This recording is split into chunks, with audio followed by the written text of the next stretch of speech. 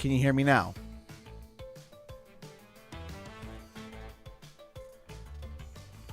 Can you hear me now? Yes. Okay, haha. Okay. There we go. All it took was just one little source fix and we are good to go. Anyway, let's try that one more time.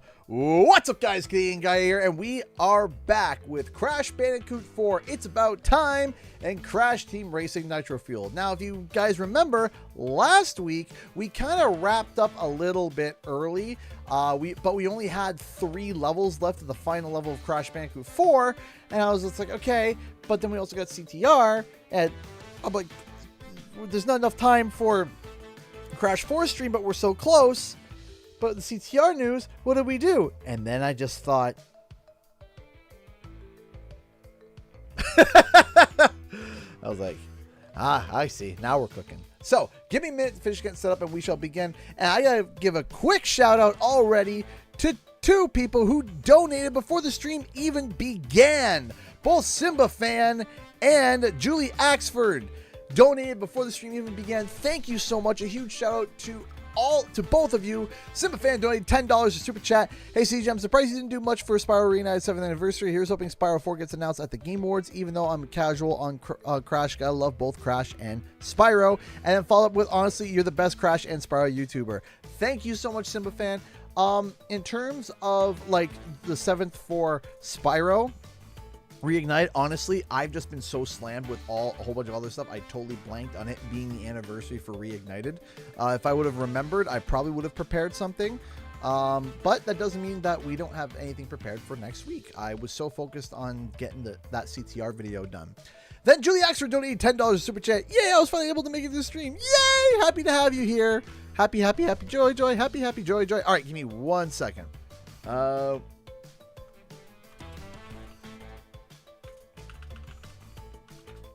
I am very happy and very thrilled to be back today. I am happy, and I was spoiled, man. Like right when the stream started, it was like boom donation, boom donation, boom donation. I was like, oh, clutching my pearls, like, oh my, I am being treated. And I really do appreciate it. Thank you guys so much. There was a whole bunch of stuff that I got done today. Today I got something different done. Julie donated again. We got a little donation train going. Another $10 just because I can. Well, I like that you can. Thank you. That is very sweet and very kind of you. Thank you. Hi, everybody. Yeah, and again, the nice thing about, here's the nice thing about the Crash situation, especially with other Spyro fans, is that Toys for Bob is handling Spyro, and completely other teams are working, completely other teams are working on the new Crash stuff. So the Crash stuff isn't going to take away from the Spyro stuff. So it's why I'm excited. I'm very excited, because it's not like it's going to be Spyro 4 is going to be the final send off, and then that's it for Crash and Spyro content for a while. Seeing that there's Crash content on the horizon, as well as we're seeing Spyro stuff come up, has me excited, because it means that for us as a fan base, we can just transition from one to the other, right? And just step right into it. And I'm super, super thrilled about that. Okay, we're done getting set up. We're all ready to go, and we can finally dive. There it is. Okay, here we go. Let's hit continue and let's go. Eating good. Yes, that's the thing, is that that's the thing that I'm really excited about. I'm really excited because the thing is that as a content creator, as a fan of these games, it's okay for me to sit and kind of wait, right? as a fan of these games, because you can play other games. But when you're a content creator, you also want more content to come out so that you can talk about it and have a job. And when there's no content coming out, you have to look elsewhere. And I love this job, and I love this support. But of course, if, you know, there's no Crash and Spyro to talk about, there's no Canadian Guy A. So... You again? You two are so clingy. Take a hint already. Take a hint. Who's on my super secret personal frequency? What? Who is this? This imposter? I actually haven't seen the full thing of the Steam Machine yet. I've come from the future to warn you. If you try to turn Crash Bandicoot into the general of your army, you will fail. The machine rejects fraud. Fiend! Embryo! Alert the guards! Why won't I listen to me? Okay, so I've been a little bit on the loop on the... okay, I've been a little bit... Hold on a second. I've been a little bit out on the loop of the Steam Machine, so hang on, let me... Okay, hang on a second. Give me a second. I know we just started, but I've been a little bit out of the loop. I've seen this brick-like thing around, so give me a second. Let me pull this up. So what is this thing? So it's literally like, okay, Steam Machine. Okay, so it looks like what the Xbox Series S should have looked like. Okay, 2 USBs. Valve's new Steam Machine is a Steam OS powered mini PC over 6 times faster than the Steam Deck. Okay. I kind of dig the look. What is that controller? What is that?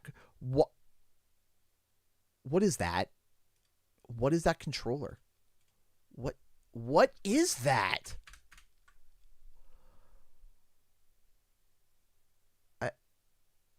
What is that controller? What is that? Ew! What is this? Brother, ew! That's disgusting!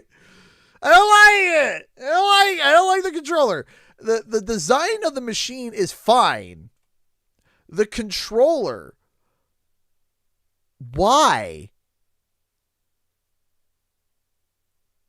Why? What is the form factor on that? That is awful.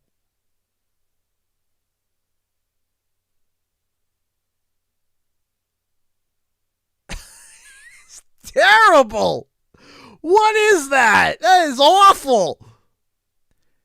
Okay, hey, Turvy, welcome to being a $5 member. Thank you so much. I think you've been a member for a little bit, though, too, before. I appreciate that. Thank you. Yeah, no, Gamer Sweat going to get between those pads for sure. Yeah, absolutely. I don't get it. So, look, the console itself, it looks fine. Like, I'm not going to sit here and complain about it. About the look of the console. Console's fine. I even like the little light doodad, and I like the 2 USBs.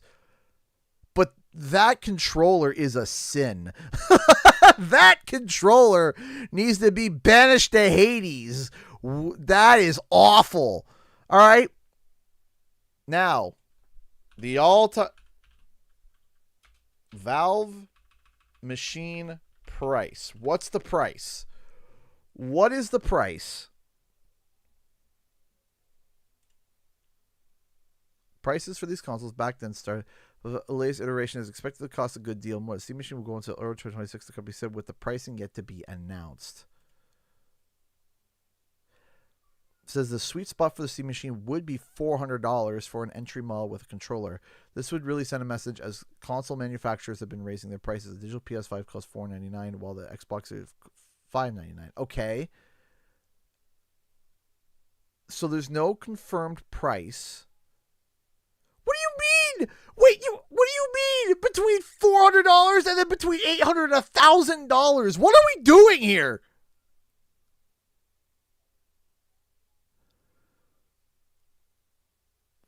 That is some of the worst price estimates I have ever seen. Between $650 and $750. No.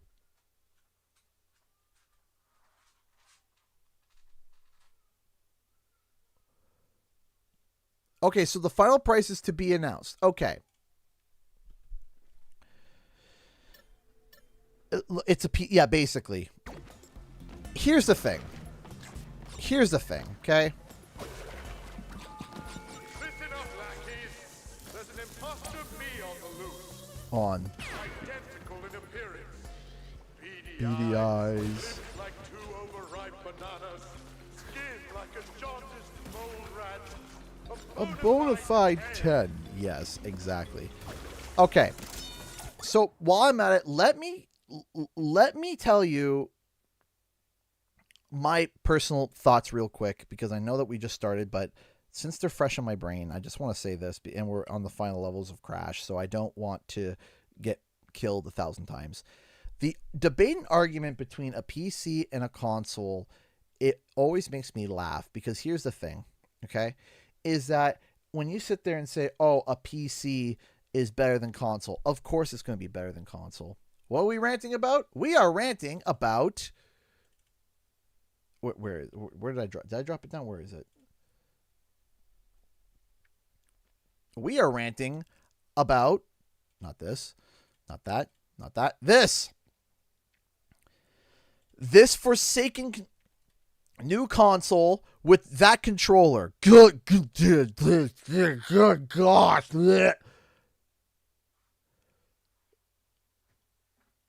Like, that is just, the more I look at it, the more I question existence. The carpal tunnel controller. The carpal controller! Have wrists? Not anymore. With this new Steam box controller, you too can have nubs for hands. What are the two squares for? Crying, clearly, as the, and you know, the pooling of gamer sweat. So here's the thing.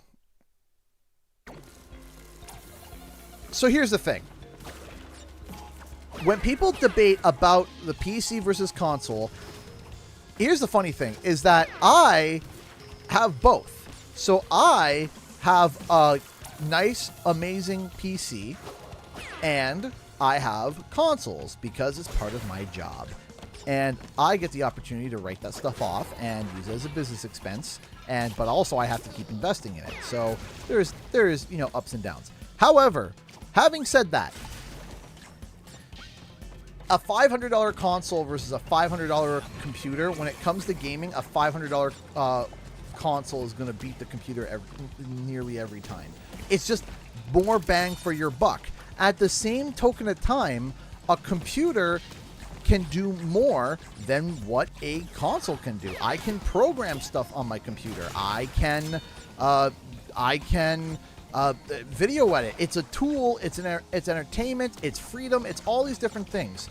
So if you use a computer, if you use a computer solely for gaming and literally nothing else, then get a console, because you're going to get more bang for your buck for a console if you're going to be focused on gaming. If you're going to be using the PC for other things as well, like you're going to be using it for a video editing thing, you're going to be using it for creating this or creating that or programming or whatever, what may have you, that's what the whole point of the PC is.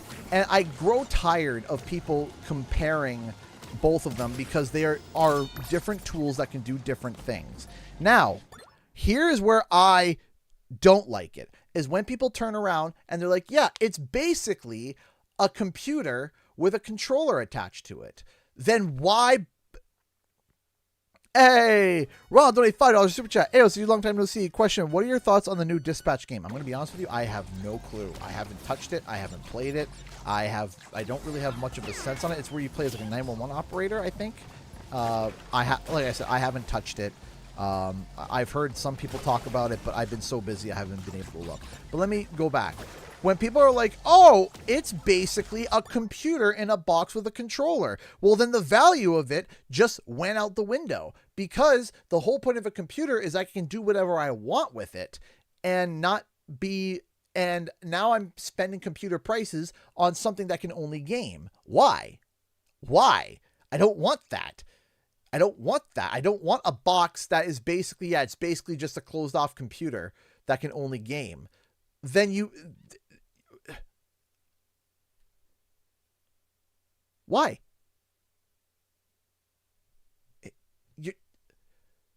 it's cutting its own leg off and charging you a marginal discount for a gaming PC. You're like, oh yeah, you get more bang for your buck than a gaming PC than this. Yeah, you get bigger bang for your buck for a PlayStation or an Xbox. It doesn't make sense. I don't want just, oh, it's basically a computer. It's just basically a gaming computer. Then get a gaming computer.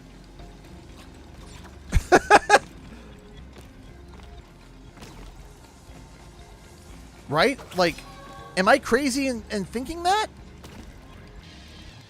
I don't want just a closed-off gaming computer.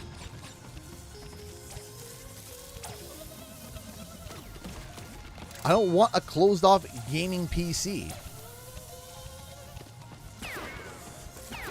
I can get that with a PC. Right? With PlayStation, Xbox, and... Dang it. PlayStation, Xbox, and Nintendo... You're getting a platform, you're getting exclusivity, you're getting things that, especially with Nintendo, you're getting something that is different, right? You're getting something that's completely different. You're getting different IPs, different experiences, different this, different that, different expectations. And you're getting something that focuses on gaming. I don't want a computer on a box that is like, okay, it's a computer, but it's like this. My husband, Matt, wanted to know if you played the new Pokemon game. Hey, Julie! Yes, I have. I have played it quite a bit. Quite a lot. Quite a lot, Julie. Thank you so much. And thank you, Matt, as well.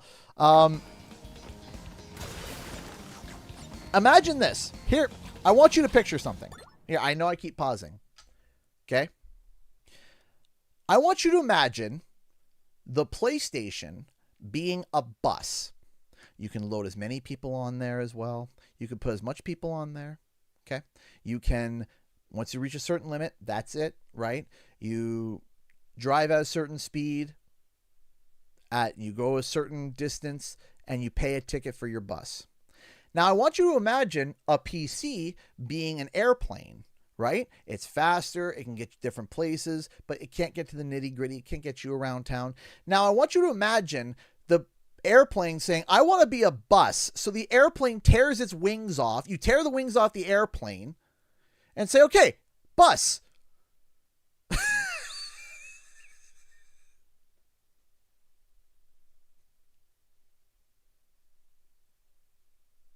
That's what you're doing when you make a closed off box as a PC and say it can only game.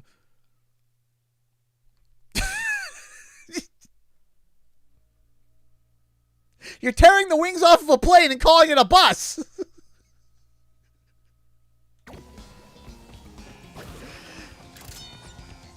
Just because it doesn't make sense. I keep doing that.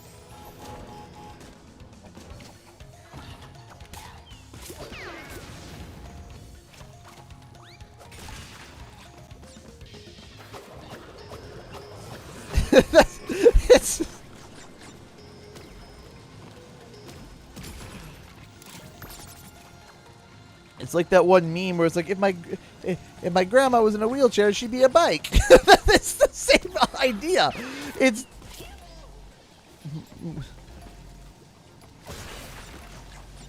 if you don't want the wings, take the bus.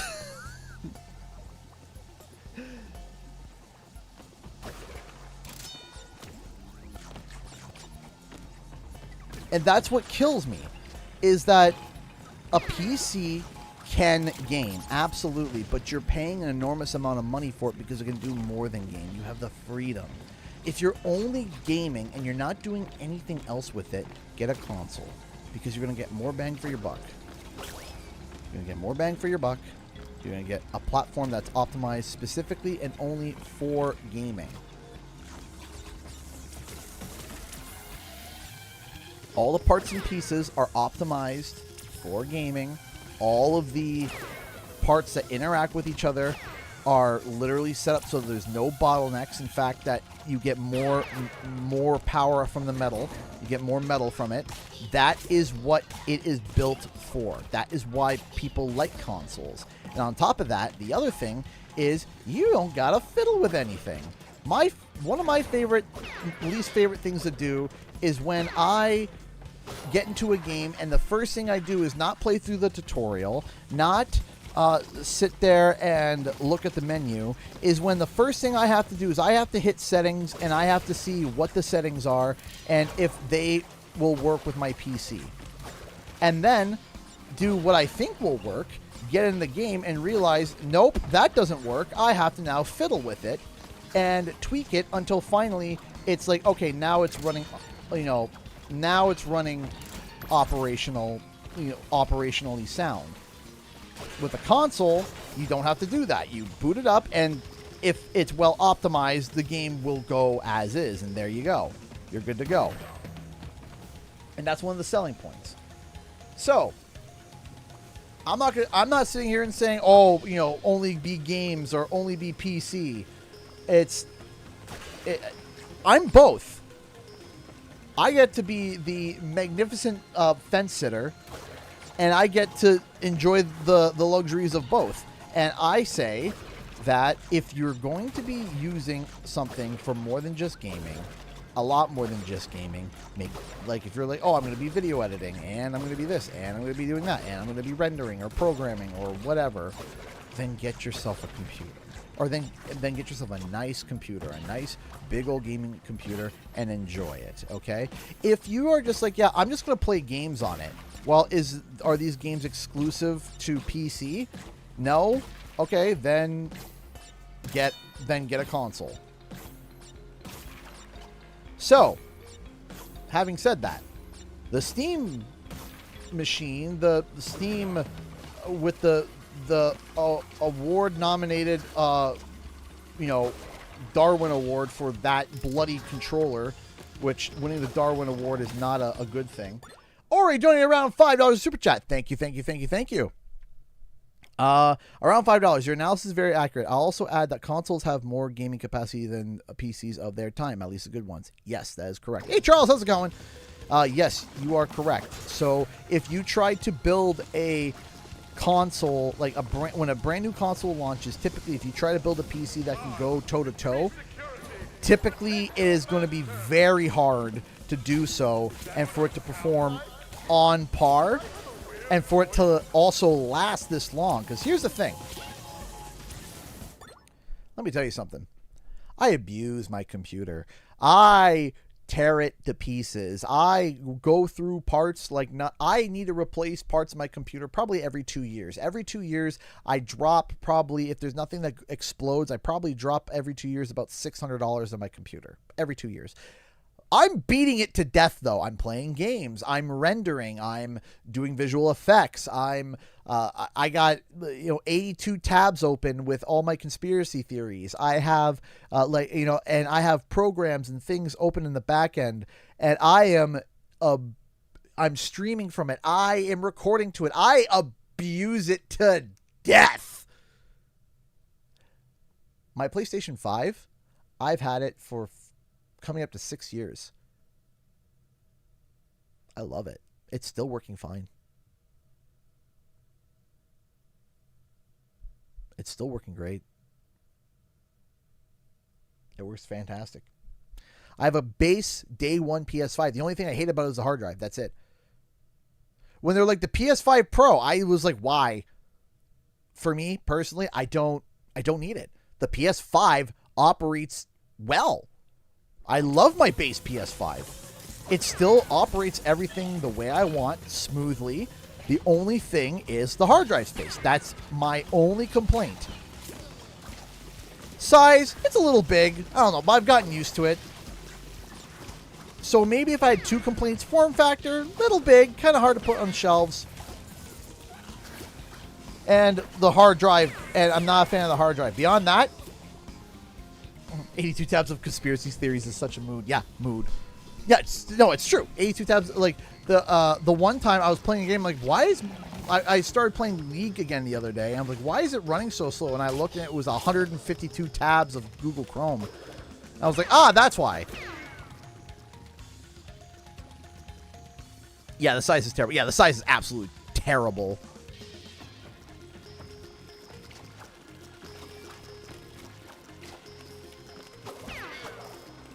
I have a PS5. I love it, but it's definitely more of a luxury item. It does have 2 terabytes of storage, which is nice. And yeah, it's more of a thing to say that the PS5 and how well built it was, where I don't feel like I didn't feel the need to upgrade. You see, I felt the need to upgrade my PS4. I definitely felt that. I think that generation of consoles, the PS4, between the three, I forgot. Between the Xbox, both Xbox 360 and PlayStation. I'm not going to sit here and be like, oh, the Xbox was so good and the PlayStation was bad. No, that. Oh, come on. That generation of consoles were anemic. Right? You're right. I did miss a box, didn't I? That generation of consoles were anemic day one. I was like, wow. The day one PS4, boy, howdy. That was certainly a console. Like they were like, hey, like I remember opening it and I remember seeing the performance of the game from the PS3 to the PS4. I was like, it's not, it's okay. Like it was good, but right. And the PS4 was anemic, and so was the 360. The 360. No, sorry, not 360. The one was worse. The day one Xbox One versus a day one PS4, the one was worst. It was terrible. And I'm just saying in strictly like console architecture.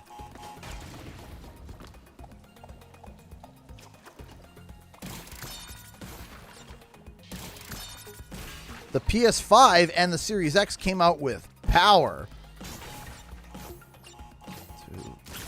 Oh, geez. PS4, the PS5, the change felt more on the performance side. It felt, you had your better frames, your better, less lag spikes, faster hard drive.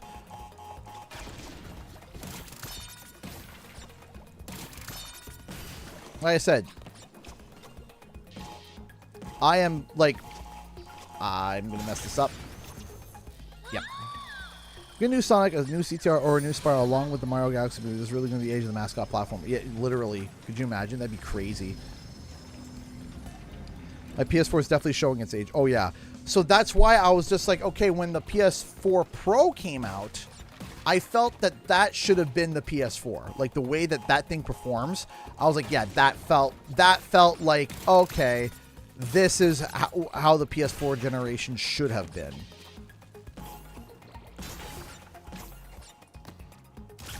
There we go. I traded in my original PS4 and I have no regrets. I traded in to get a huge discount on the Pro. Zero regrets. Absolutely zero regrets.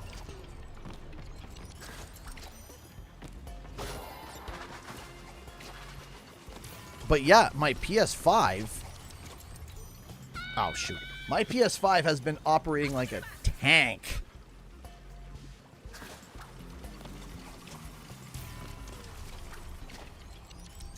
Shoot.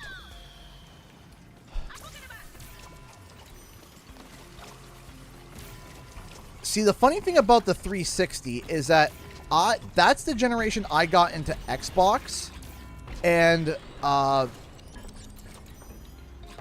I got an Xbox Elite, right? So I got the creme de la creme. My mom bought me the Elite Xbox 360 from day. So it had all the extra awesome, you know, stuff, all the extra hard drive, all the extra this, not the original white Xbox. So I quite enjoy my 360.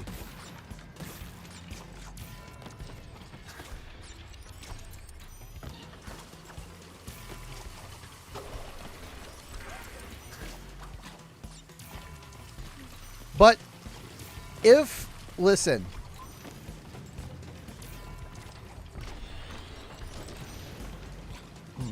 the bells and whistles, exactly, Howling Wolf. Here's the thing. And here's my thoughts and opinions and feelings. Is that for the Steam machine, they have to price it at a good point, because there is a really, really good opportunity right now. Just a reminder that if you're enjoying the stream, consider sending a donation through Streamlabs if you want to help support the channel. Thank you, Caroline, for posting the link. Yes, thank you. I do appreciate that. Having said that, if Steam can come out with their platform that they have, where you have a library of games, if that library of games can sync up with your Steam account and you can play them, and there's some sort of like cross save feature where, like, let's say you want to play in your room or play in your office or whatever, and you can play and jump back in between. It's the same save profile in some way, if that's possible. And it comes at an affordable price. Now is the time to do it, because Xbox has jacked up their prices to $5.99. I think it was $5.99. PlayStation is still $4.99. If they come out and they're like, yeah, we're $4.50, and then you got to ask, does it need PlayStation? Does it need any online? Do you have to pay for the online? If the answer is no, now you got a disruptor. Now you're disrupting the industry. Now you're talking. Okay. But also, I hope they let you bring your own controller, because that regular Steam machine controller is quite possibly one of the worst things my eyeballs have ever beholden. That controller is terrible. But what's the likelihood of that happening? It's Gabe.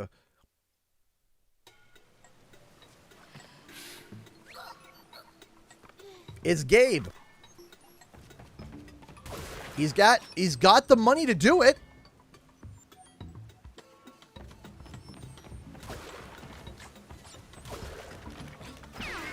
He's got the money to do it. Hey, Carlson, how's it going?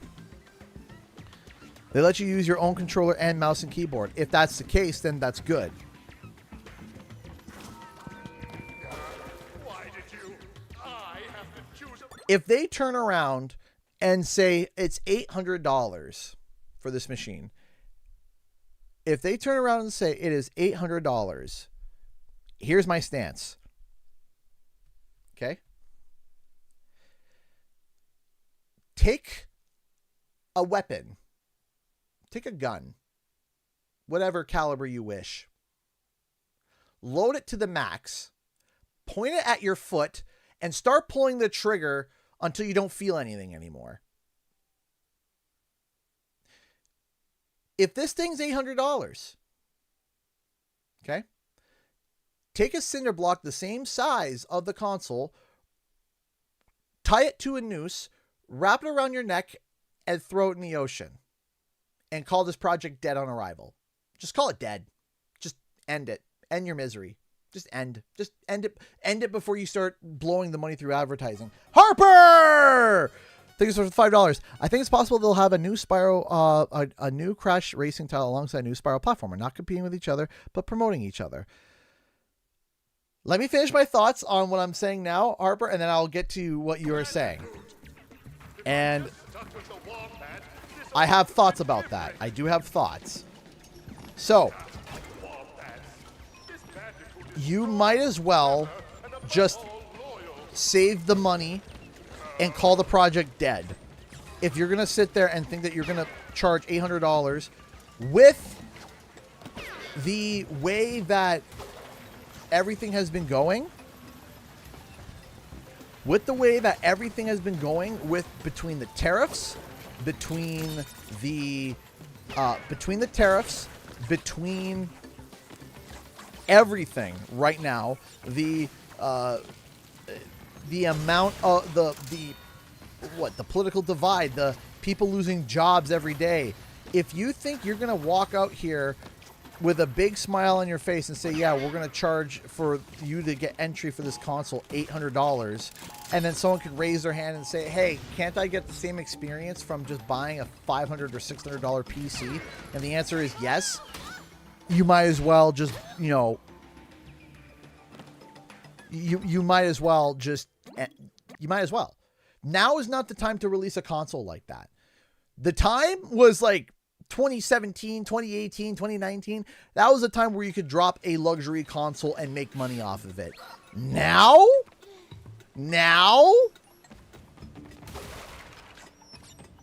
absolutely not. No way, Jose. Why did you?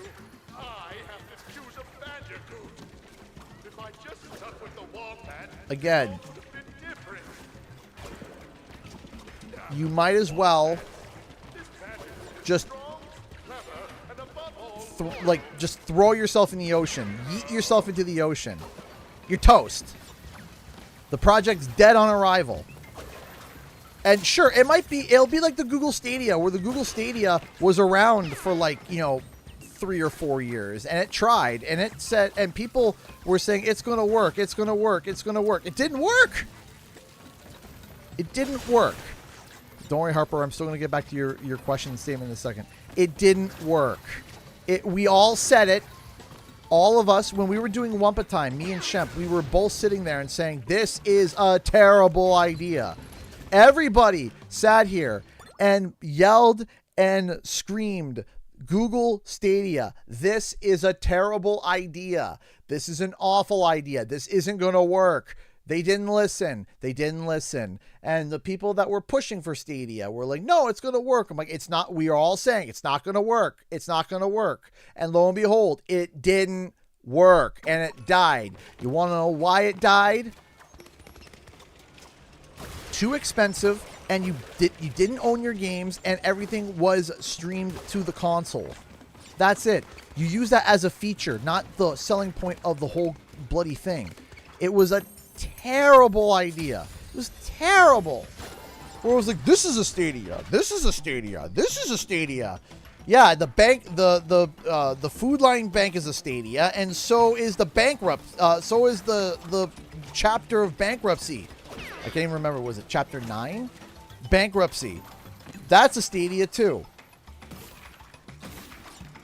Absolutely awful business practices. And everyone sat there and pointed it out. It wasn't just me. I'm not just sitting here being like, I was right. No, it wasn't just me. It was like, it was so many people. So many people were throwing the alarm saying, hey, this is a bad idea.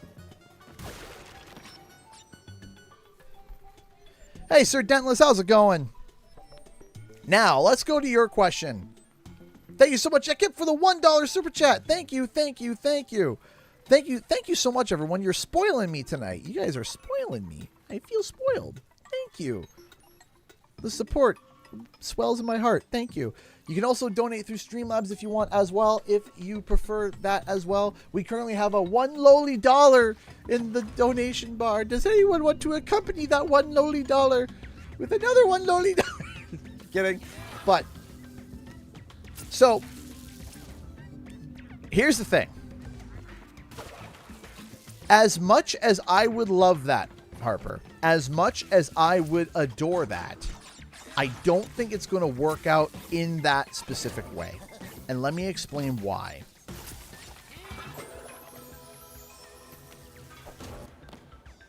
I don't think it's going to work out in that specific way simply because if they best case scenario. Let's quickly mention the best case scenario. So let me reread Harper's comment just so that people can understand what we're talking about. I think it's possible they'll have a new Crash racing title alongside a new Spiral platformer, not competing with each other but promoting each other. So here is where we have a problem. Let's say there are two projects in development right now. There could be a third, but let's say two. Let's say you have Toys for Bob's Spyro, and then you have Beanox and or Iron Galaxy's CTR. Okay?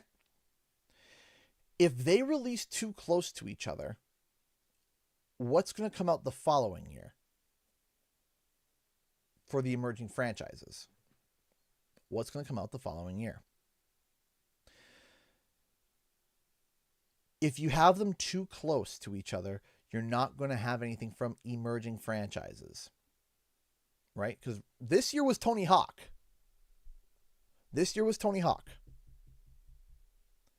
Next year, what's it going to be? If we do the dream, which I clarifying, it would be a dream to have CTR and Spyro come out within the same year, and it be glorious. We could even say polar opposites of the big season. We can say Spyro in the summer and CTR in fall, okay? And we just have an absolute, just a 2026 that, everyone will remember. What's 2027, right? Because there needs to be something for 2027, 2028, 2029, etc. And if you have two of those consoles launch side by each, right, around the same time, what's going to happen is you're going to get a drought, right? And we actually have precedent to say that, because when 2020 happened, of course, the world went nuts and everything shut down. But also, right at the same time, you also had the new generation of consoles coming out, and the games that were coming out for the previous generation. So everyone was racing to get their games out before the PS5 launched, because, which they have shown on record, that if you release a game that was for like the previous generation and not for the new generation of brand new consoles, it's not going to sell well. And market research has shown that. And there have been a number of games that released for a console that was a year old compared to the newer generation of consoles, and it didn't do well and it didn't sell well. Look, Assassin's Creed, I think it was Rogue, that was a really good example of that. So what happened was Activision had to shove out Tony Hawk 1 and 2 and Crash Bandicoot 4 out the door before the PS5 launched. And so they shoved them out almost a month back to back to each other, right? Now, what came in 2021?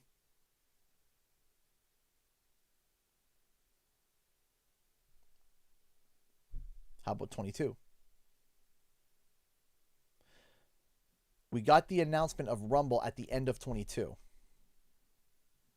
Now, there were other circumstances at play as well, where things were shifted, focuses were adjusted, projects were shelved, and problems came up. But I digress. The point is that there was a drought, right? They had to play their hand early because they had to release 4 and Tony Hawk. If they would have released 4 and then Tony Hawk, and if things would have stayed on schedule for Rumble would have been out in 22. Or if they release Hawk, then Crash 21, and then Rumble in 22, things would have been more on schedule. And then the acquisition came up, and everything has gone into chaos. So now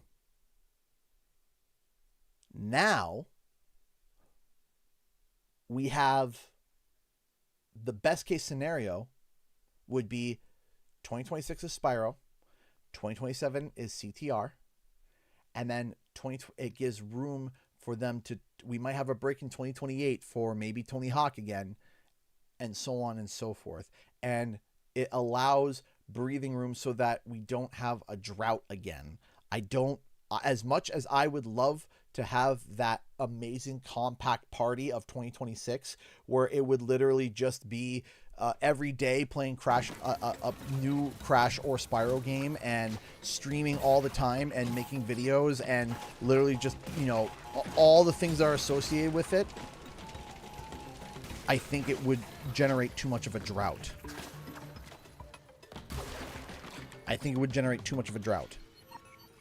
And you don't want a drought, right? You don't want a drought.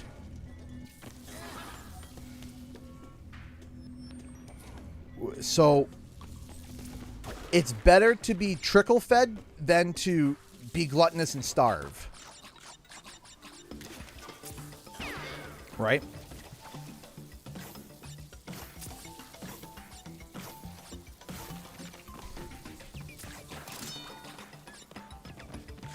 That's my view. Is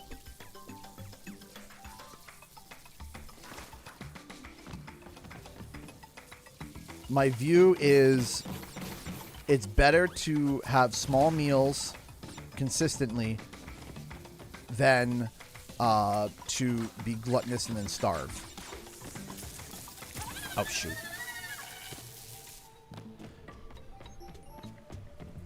And also for content creation as well. And now this is completely regardless of the fact.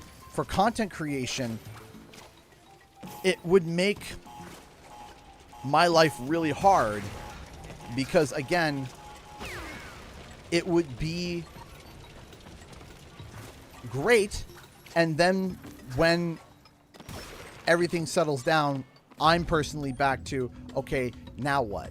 Right? Now we're back to starvation again, and I don't want that. I want to be able to continue to do my job as well, to be able to continue to talk about these titles and theorize and talk with you guys, and you know, it's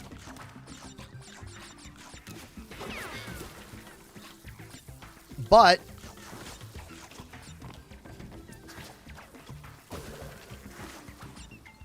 that's also dependent on how Xbox is handling things, right? Because Xbox may be handling things very different, and we don't know yet. We are unaware of how Xbox is handling.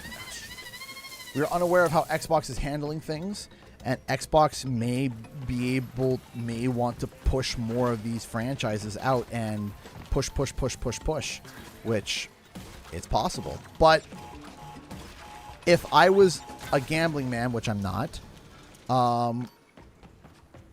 if I was a gambling man, which I'm not, I'm betting Spyro 2026 and then CTR in 2027 if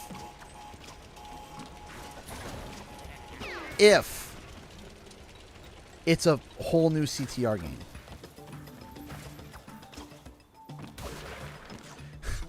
And this is where I'm going to make Spyro fans really nervous. If this CTR title is in any way some sort of like a victory lap remake or redo, or a take two of CTR Nitro Fueled with a bunch of updates, and they were able to migrate like majority of the concepts over from Alchemy to Unreal, but it's still at its core Crash Team Racing.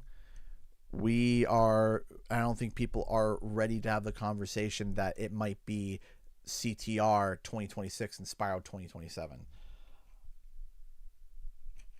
I don't think so. Because I don't think it is that. I don't think it is that. But if it is, I'm nervous. If it is, it may not happen either.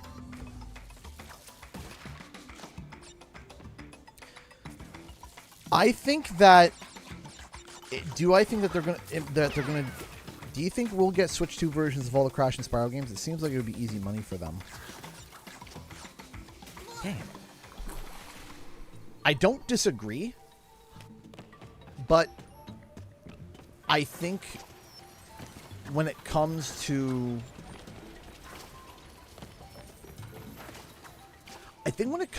Insane and... I think when it comes to Insane and CTR specifically, I think you've gotten all the money... I think you've squeezed all the money out of those games. Right? There's been so many sales that now if you wanted Insane, you would have already gotten it because there's different ways to play it. And the base set of Insane Trilogy still plays well. And it looks good. And a lot of Switch owners aren't going to want to buy Insane again for the better graphics. I don't think that it would be I don't think they would do it. But not only that, it's also on the Alchemy engine, which is an engine that they retired. So anybody that would be fiddling with it would have to be somebody who has knowledge of a proprietary engine that has been decommissioned, right? So, I don't know. Now, Spyro Reignited, on the other hand,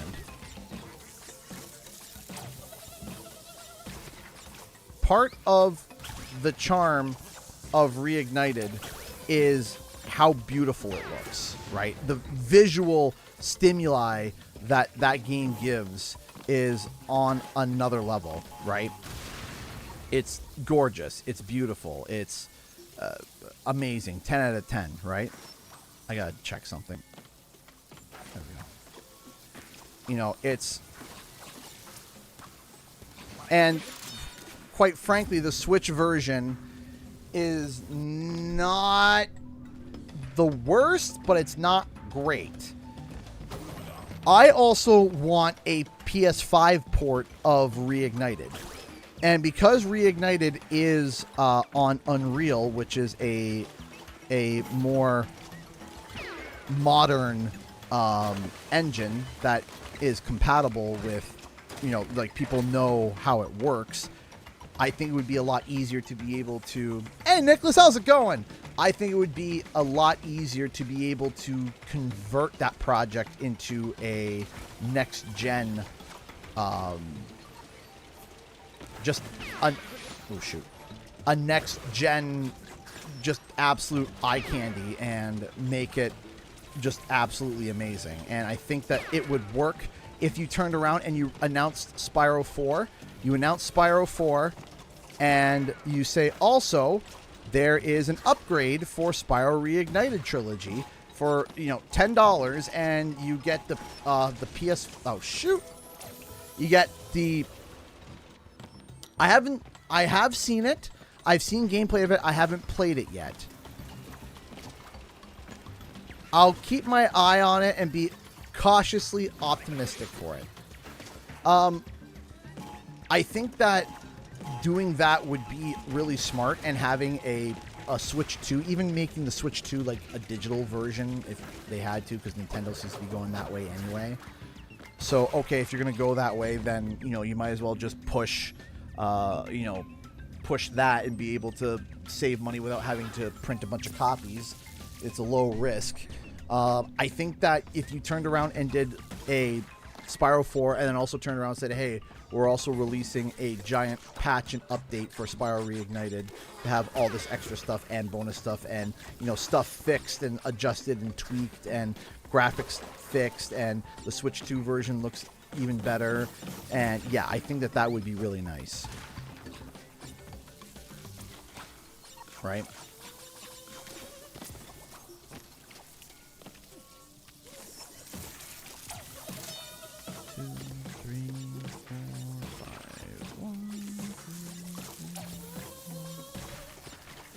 I wouldn't even say like it be like a remaster or a port or whatever. It would just be a, you know, upgraded version.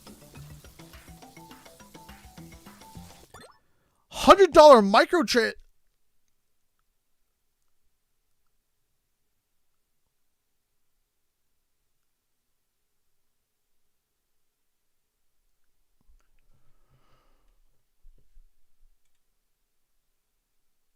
Oh, my Jimmy's hurt.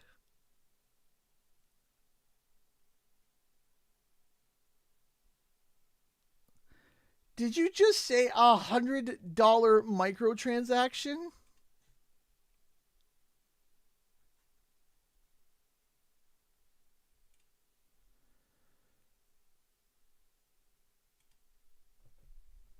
Denver, did you hear that?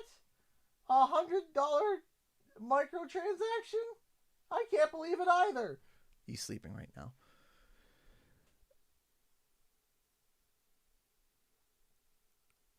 That's just a transaction. Yeah, that's not a microtransaction. This is a transaction.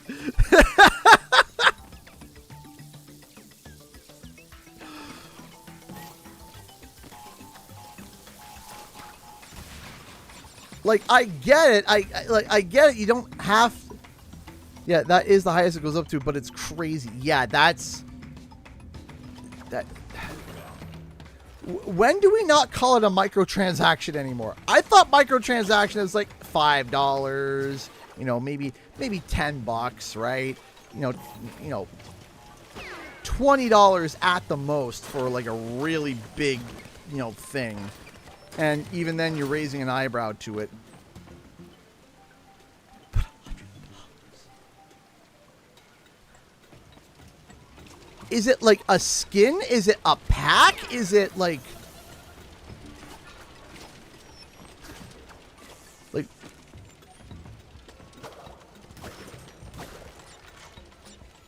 battle pass? Oh.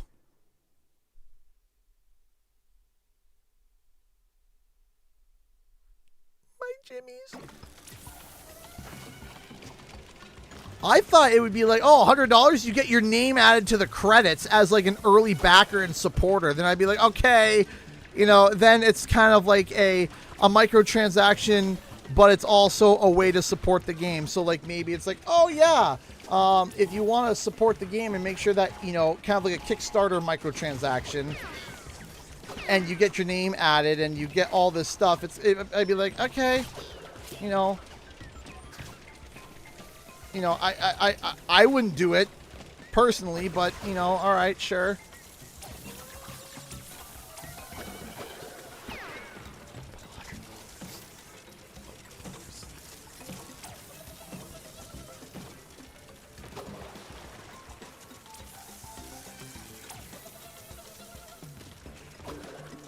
Yes, please don't buy it. You see, you want... I like certain games on my phone. So this is where I have a problem with mobile games. I feel like there are certain games for your phone that work better on your phone. Like card games. I love card games on my phone. I love card games on my phone.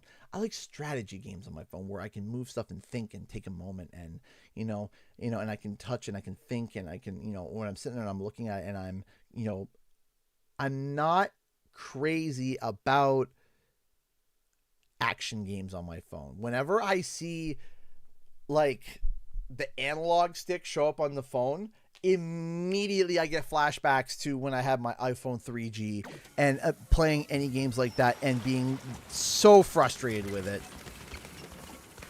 I don't like rubbing my thumb around on my phone like a thumbstick. Not a fan of it. Not a fan of it. I'm not a fan of that form factor.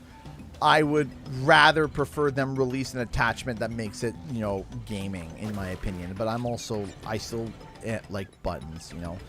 I'm in the party where whenever I get into a newer car and I see it doesn't have buttons, I just sigh. Like, man, I miss buttons. Like, side tangent. Can we please, for the love of all that's good, I play this on PC. See, I would do that. I wouldn't mind it. I would try it on PC. But I'm going to just take a quick sidestep here. Do we not miss buttons? Or am I just crazy? I miss buttons. I miss being able to get into my car and being able to push stuff and dials and tactile things that I can feasibly grab and feel a bounce back. Am I nuts? Am I crazy?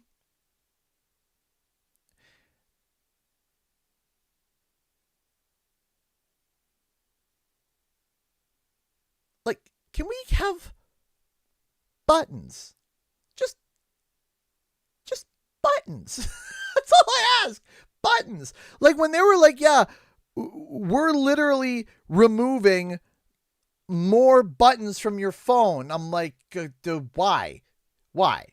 I get the touch screen. I get it. I understand it. I get it. Fine. But then we're like, oh, we're just completely removing the home button. I'm like, why? We're removing this. Why? We're removing that. Why?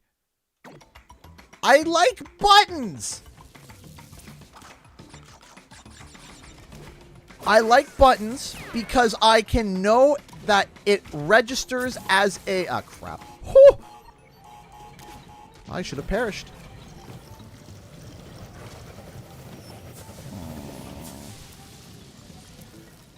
You know what? Let me explain why. I like buttons because I can immediately confirm whether or not I push the button. Because when it comes to a capacitor screen or a screen, if you touch it, if you go to touch it and it doesn't work, you second guess yourself. You're like, did I not touch it right? Did I not touch it in a nice... So you touch it again, and you're touching it again, and you're trying to get it right, and you don't know. Did you touch it right? Did you touch the button correctly? You don't know. With buttons, I sure as know I pushed that button. I felt it click.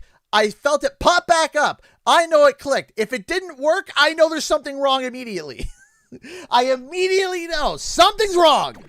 I get immediate feedback. I know this isn't working.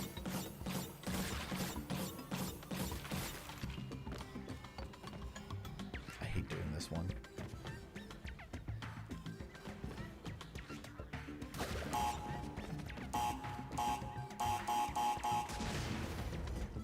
You kind of have to, if you hesitate like I did, you kind of almost lose, but there's a way to do it. Now would be a time for Kapunawa, man.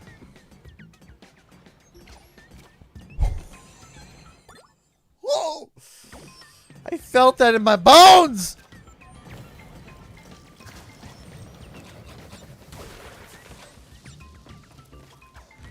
Come on, chat. Tell me that wasn't slick. Tell me that wasn't slick. Tell me that wasn't slick.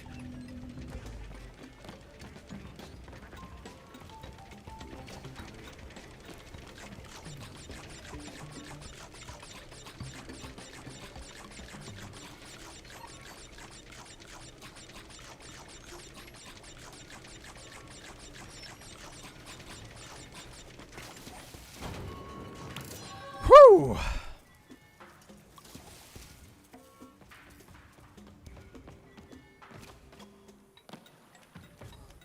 Now we gotta just...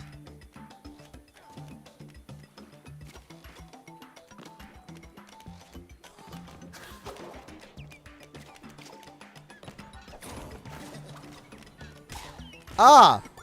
Hold on. The Ratchet & Clank game does have a story, so to speak, but is loosely based on Rift Apart, so I wouldn't call it canon. Ah, is it, what is it, Schrodinger's canon? That's what, the Schrodinger's cat.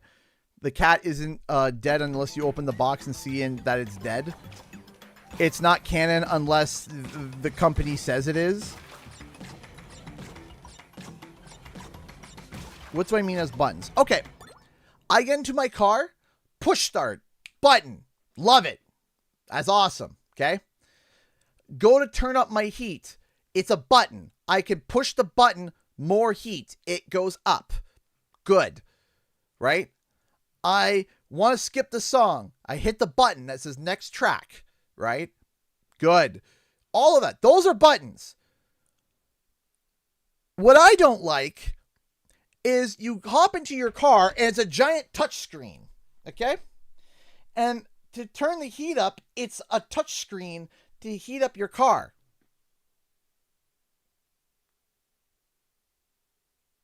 Why? Why? Why? It's more wear and tear. It doesn't make sense. If I'm pushing a button and that button breaks, I can go and I can get that singular button fixed and replaced.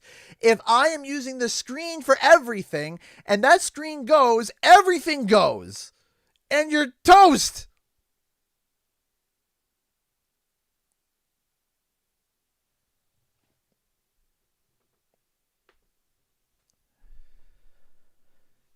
It doesn't make sense.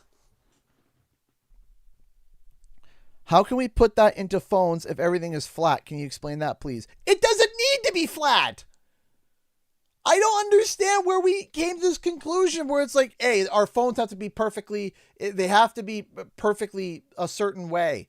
And then you got the Google Pixel looking like a brick, an oblong brick. It's okay for things to not be perfectly flat. It's okay. It's okay. You see this controller? There's air underneath it. I can stick my hand underneath. Woo! It's okay. No problems. There's no problem. No issue. What level are we on? We're on the nitro processing. We're on the longest one if you have all the stuff.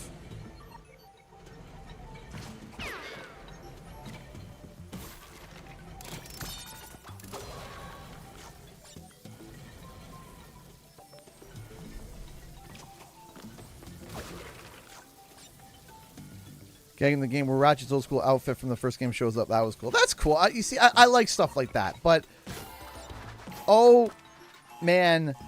That's why here's the thing. I made a tweet on Twitter that was so, like, innocuous. Like, nobody, like, I didn't say I was for or against it.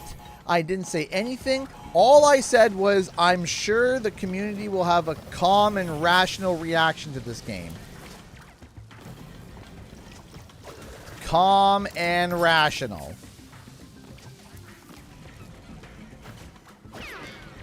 It was certainly a reaction.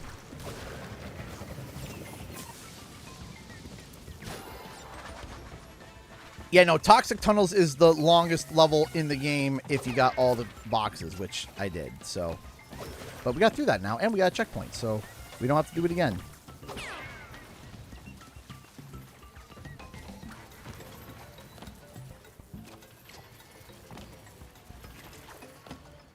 No, the extra button. What are the pads for?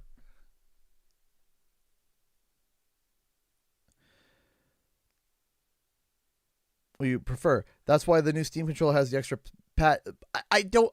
I've seen people have the attachment for Xbox where it's literally like the Xbox controller and there's literally just a mount on the back and you stick your phone on it and people are playing on it, right? And it looked fine to me. I don't understand what the pads are on for that Steam, for that Valve box, which, you know, thank goodness it lets you choose your own, you can choose your own controller and not the pads mimic the mouse. I don't know how or why. Do you prefer game controller for your phone? I can't sit there and say that I've tried that, though I would like to try it. I can't say I've experienced it. I wouldn't mind trying it. Where it's the, you know, you have the controller for your phone and your phone's just kind of like attached to it. I wouldn't be opposed to trying it. But I can't say that I have been able to... The Xbox handheld. Isn't it just, like, basically a Steam Deck? Like, isn't that what it low-key is?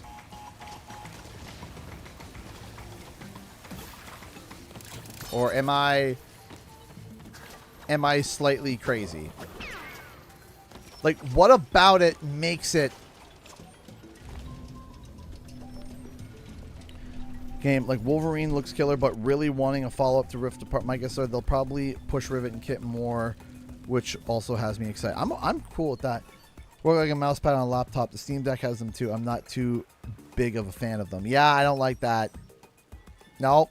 Don't like that. Don't like that.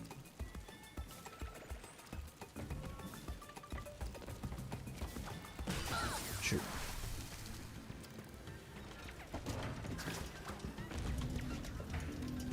Pads are programmable analog input, multi-button macro, circular, curricular.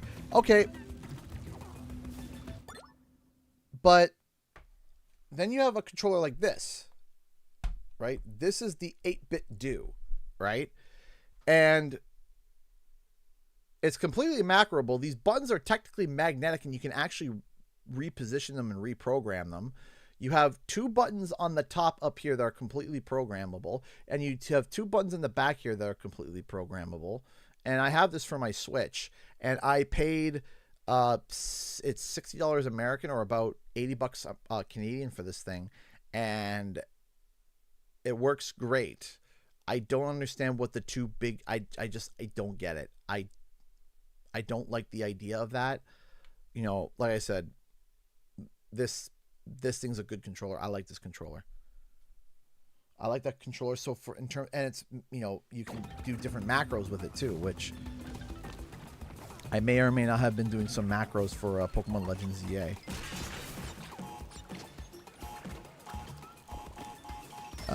Okay, so I know where I kind of goofed there.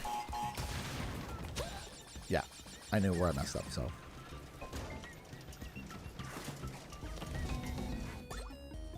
Hey, we got our first Streamlabs donation of the stream. Came from Jim C. Donate $10. I'm gonna head out for the night, but thanks for streaming. Awesome job with videos this week. Thank you, Jim. Thank you so much. I appreciate your support. Thank you. I appreciate the love, man. Thank you. You are amazing. Thank you so much. Also, I forgot to say, so there is a video that has to your phone. I don't know. I don't think you can connect it. Maybe? I'm not sure. You might be able to. However, little pre-tease announcement.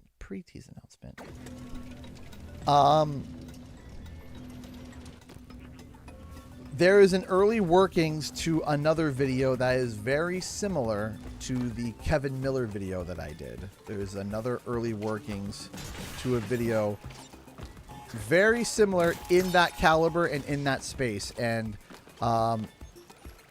I got to still confirm some details. Oh, baloney, malarkey, and cheese. I got to confirm some details on it still, and still lock it down. But if things progress, there's going to be another video like that I think people are going to be particularly happy about.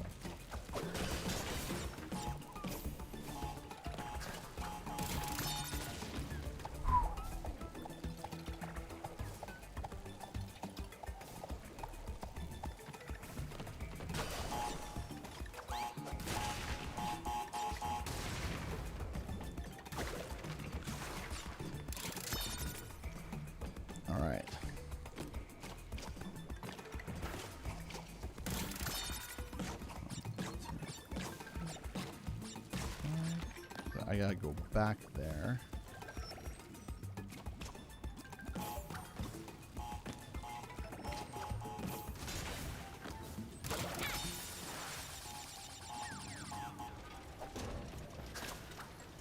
There we go.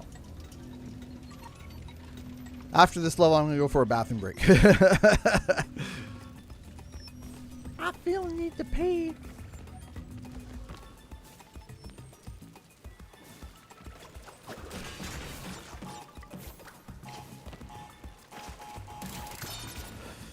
Dang it. Just might as well toast myself. Toasted cocoa buns. Thank you so much, everyone, tonight for tuning in. We really appreciate it. Thank you. Thank you. Thank you so much. I would much rather they see a classic style Ratchet and Clank game, but I get why they're doing this. I do too. I kind of... Here's the thing.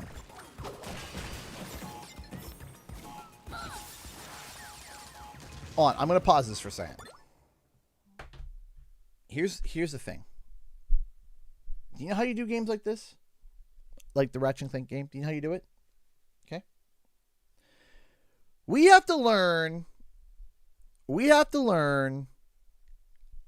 and look at the precedent of the game that started the whole movement against mobile games, the thing that caused people to lose their mind, the thing to make people so bloody angry. Do you guys not have phones?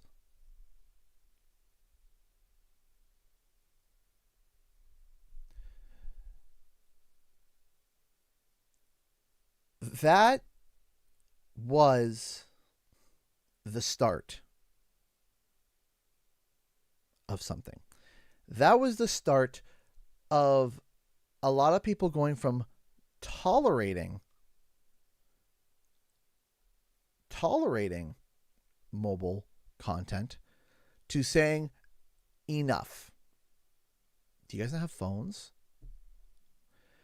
Diablo Immortal should have been the lesson across the industry of what to do and what not to do. But let me tell you something. You ready for this? If I remember correctly, Diablo Immortal is still very popular and still played a lot. Because Blizzard did something to try to recover, and it worked. It worked. The anger towards Diablo Immortal was so bad, Blizzard had to come out in an announcement weeks later with a promissory note saying, hey guys, guess what? There's a new Diablo in development. It's very early. It is super early and we're still figuring things out. But Diablo 4 is in development.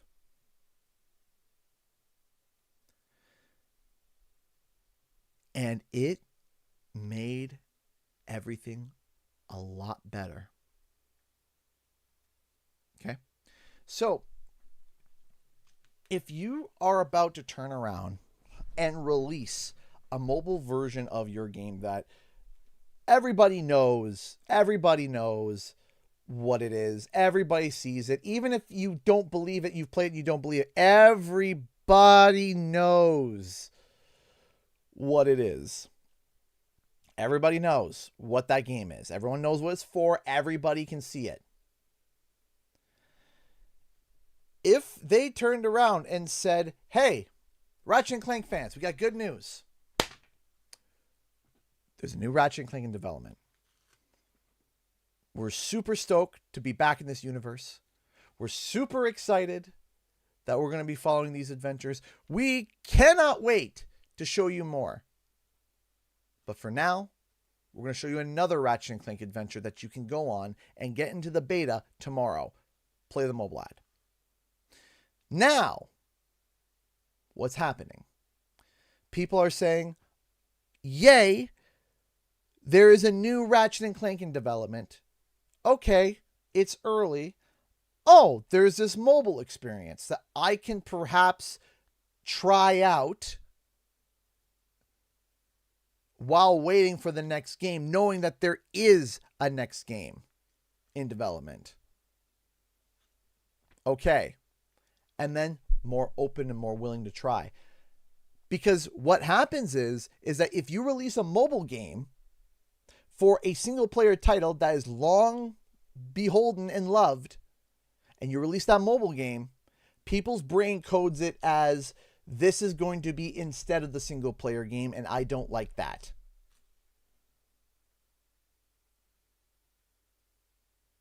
And now you got a problem. Then you got a real problem. You got a real issue. Because now people are angry. People are upset. People are not happy because people are thinking it's going to be invested in time put into this instead of this. Even if that's not true. Even if that's not true. It's how it's viewed. It's how it's seen.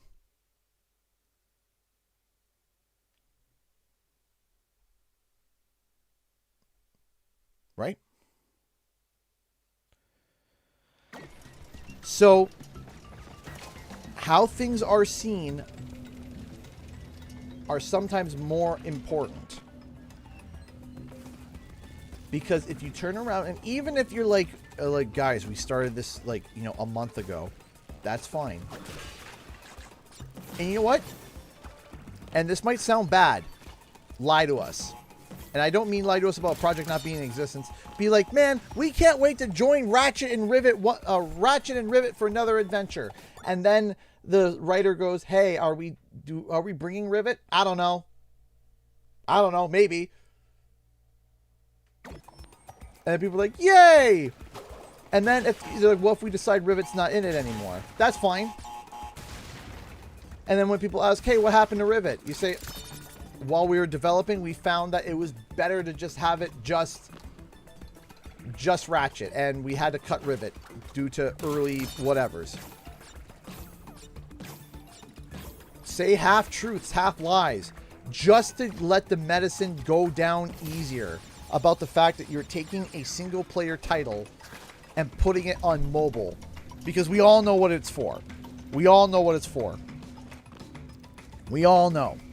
But if people can know that there's a main experience coming, they can look at this and be like, okay, I can tolerate this.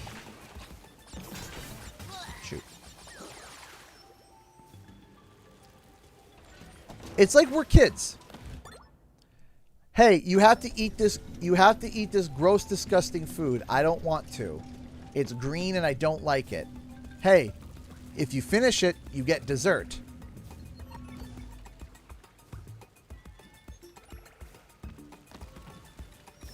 Okay. I suppose, I could try it.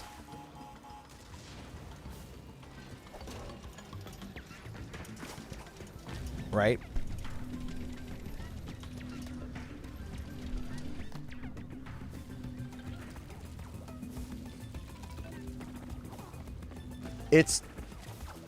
And the thing is that it works. It works. Because right now, if you're like, eat your food. No, I'm not going to eat my food. Because after I'm done eating this gross, disgusting food, there's not going to be anything for me afterwards. And I don't want this food. This isn't what I want. You get some dessert, though. Right? That's how you don't have things go over like a lead balloon. That's how you get people to at least try the game. And if it's not for them, they're just going to say, you know what? I don't like it. I'm just going to wait for the main, Ratchet & Clank game. And that's it. That's it. They're just going to say, I'm just going to wait for the main Ratchet & Clank game. This one's not for me. I'm just going to wait for the next one. And call it a day. But... oh, come on. But... if you don't, and you sit there, and these people are going to try it, and they're going to hate it, they're going to throw it at everyone's face, they're going to yell and scream, they're going to go to social media and yell about it and tell everyone how much they hate it, they're going to point out every single problem, every single issue, there's going to be rage bait videos everywhere, which is going to start a snowball effect, and keep going and keep going and keep going and create a widespread negative outlook.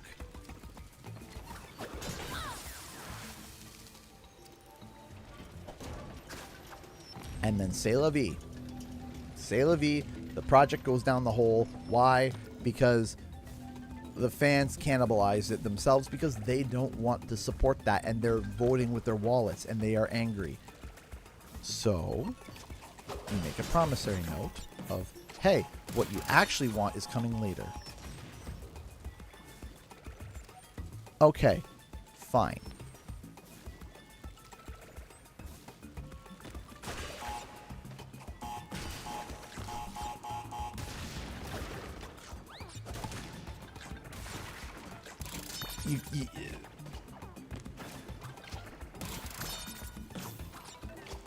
That's just how people are programmed.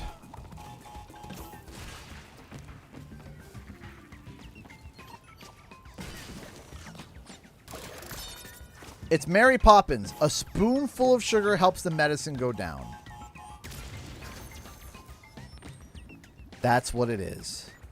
The promissory note of there being a full build, a full Ratchet and Clank game is a spoonful of sugar. I'm gonna... Oh, I thought I was gonna eat it there.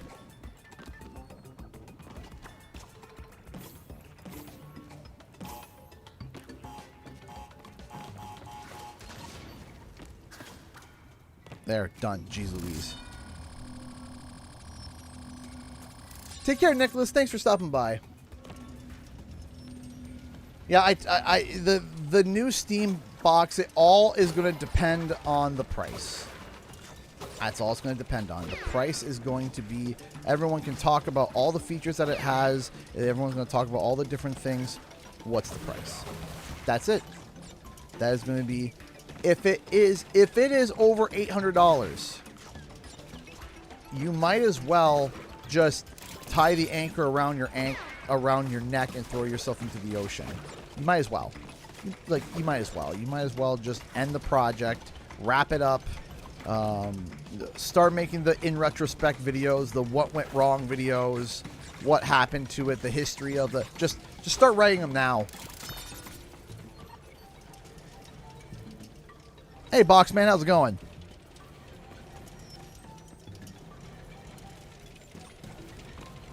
Right, like, pack it up, wrap it up, it's over. If it is $600, it has a market, but I question its longevity, if it can do it, and what its performance is. If it's $600, it better outperform the Xbox and the PlayStation 5 by 1.5 miles. Not just by a little bit, by a mile.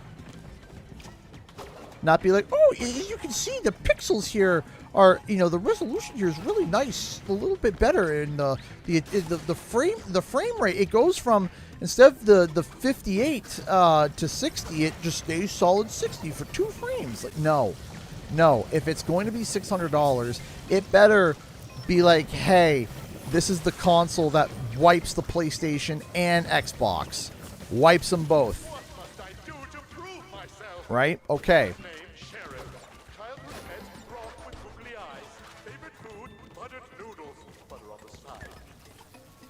Henrio, change the password to my diary. This brute's been snooping. Oh, shoot. 2, 3, 4, 5. Xbox Magnus. Is that the next Xbox? I read like early rumors a while back. I couldn't recall them to you if I tried.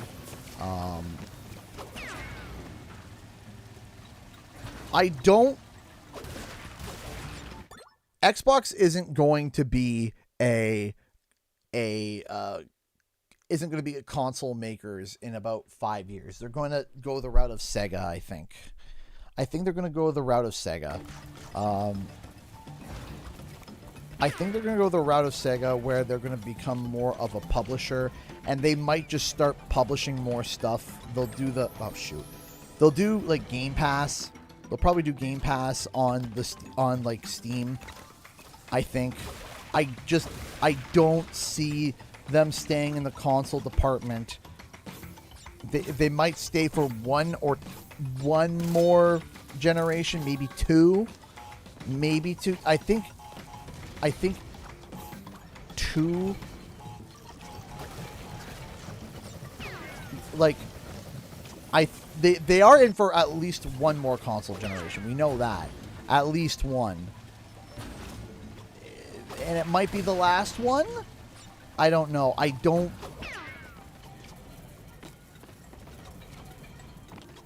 don't see Xbox, especially with the way that their CEO has been operating things, as quick and ruthless as he has been.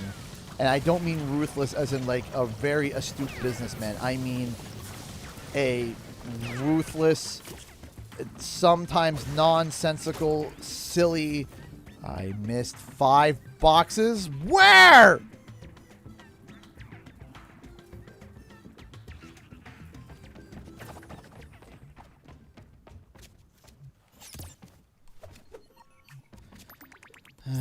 Whatever. It's done. It's done. It's done. It's done. It's done. It's done. My brain hurts. It's done. Okay. Now I'm going to quickly go to the bathroom because I have to pee. Quite badly. It's been an hour and 43 minutes, and I have to pee. I'll have my headphones on, so if any you guys want to cause any problems, I'll be able to hear. So, all right, I'll be right back. Denver, come on, buddy.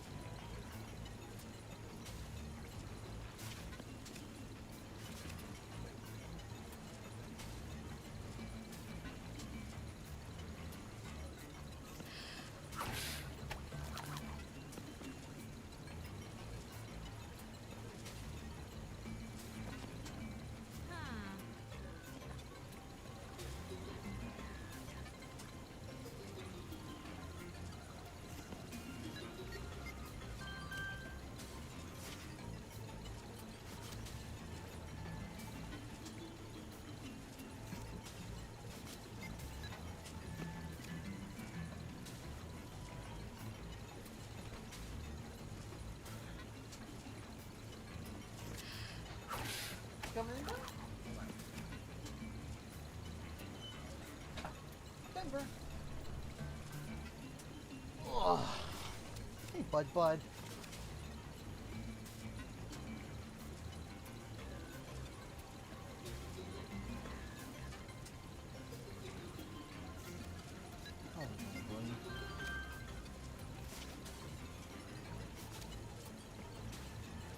All right, here we go. Elena donated $50, and then Ori donated $5. Ori, around $5. Random question: game over is nearly impossible in some places on Crash 4 due to the absurd amount of Wumpa fruits. Is it good or bad? Let me get back to you on that, Ori. Elena donated $50. $50. $5 from Grandma. Say hi, everyone. Hi. Birthday / Christmas for everyone. Denver included. Yes, Denver included. Thanks for Denver. They get you an extra bone. Thank you. Thank you so much. Now, quickly back to Ori. So, the first time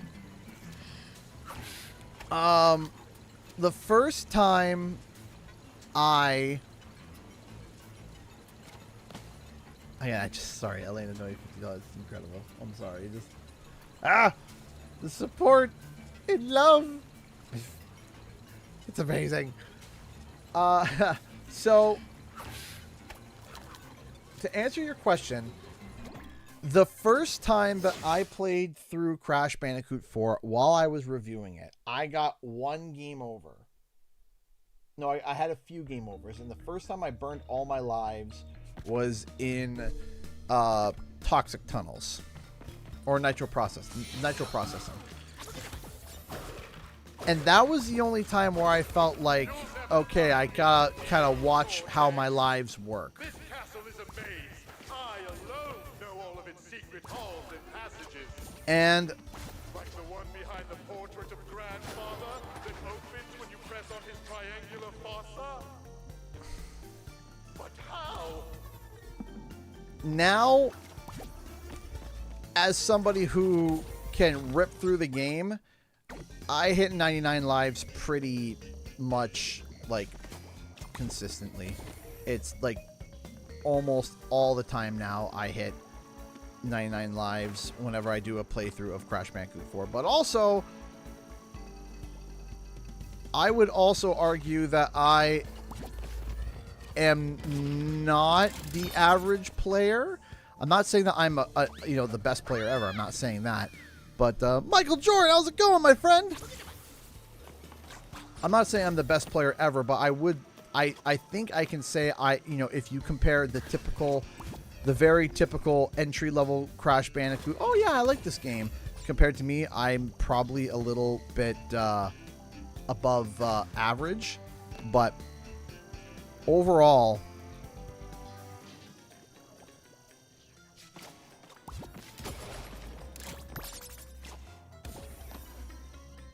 I'm not sure.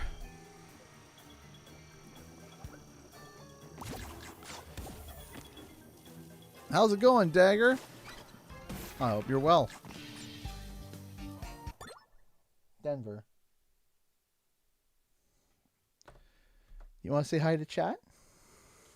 You want to say hi to the chat? You want up? You want up?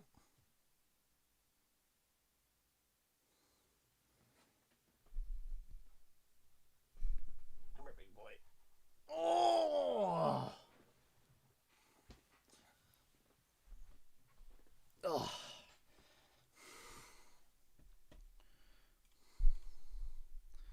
Here, we'll do a quick...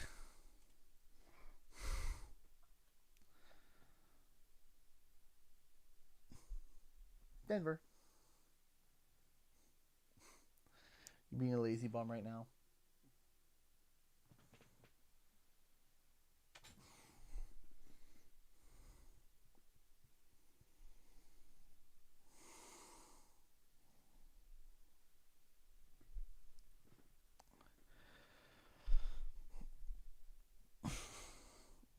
You go lick my hand as soon as I move. He goes to lick my hand. He's like, put your arm back there. I want to rest my head on it.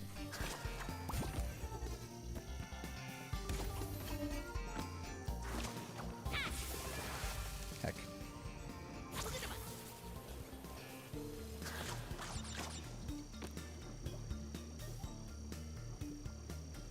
Never.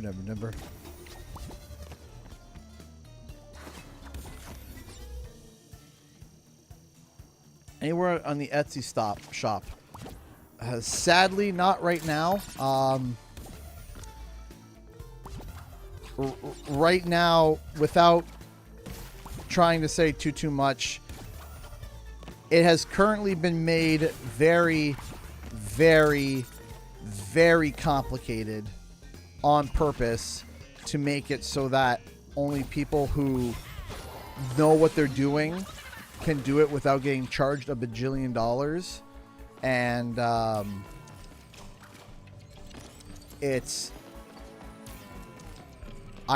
having to try and work through how the tariff numbers and the Kuzma deals work, because I think my content, the stuff that I make, is covered under Kuzma, and because it's covered under Kuzma, I can get a large point of the tariff off. But even if it is Kuzma compliant, it has to go through a shipping service that will acknowledge Kuzma compliant goods, because unfortunately, a lot of our shipping services won't check to see if it's Kuzma compliant, and because of that, they just charge you the tariff anyway, even if it's compliant under Kuzma. Because instead of saying, yeah, we'll figure it out, it's we have no idea, so we're just going to charge you anyway so we don't get in trouble. And it's a real pain right now. So we're trying to figure it out because we want to get it back open. We're already missing the Christmas window, which has me heartbroken because that's the second year I've missed a Christmas window, and it makes, not for lack of trying, but it makes me very upset. It makes me very upset. I miss 3D printing because I can't 3D print as much as I'd like because I need to pay for the filament, right? And if I'm paying for filament, I can't be using it all up, because if I use up all my filament and then I gotta reopen the store, well, and I have no filament, then I have to make a big old large investment that I don't want to make when I've already made quite an investment. So I do want to get back to 3D printing. I want to reopen the store. I want to get things back rolling again. I'm trying my best. I'm trying to get things back and running for it. But right now it's just designed to be complicated, and so complicated that even multi-million-dollar corporations don't know how the new system works. So that's where we're at when it comes to the Etsy store. But hope is on the horizon. I know that the government shutdown is officially over in the States, so that's good. That means things are starting to. What is Kuzma? So Kuzma is the. Okay, I gotta make sure I get this right. The Canada, United States, Mexico agreement. And it is an agreement that is made where certain essential goods do not get tariffed.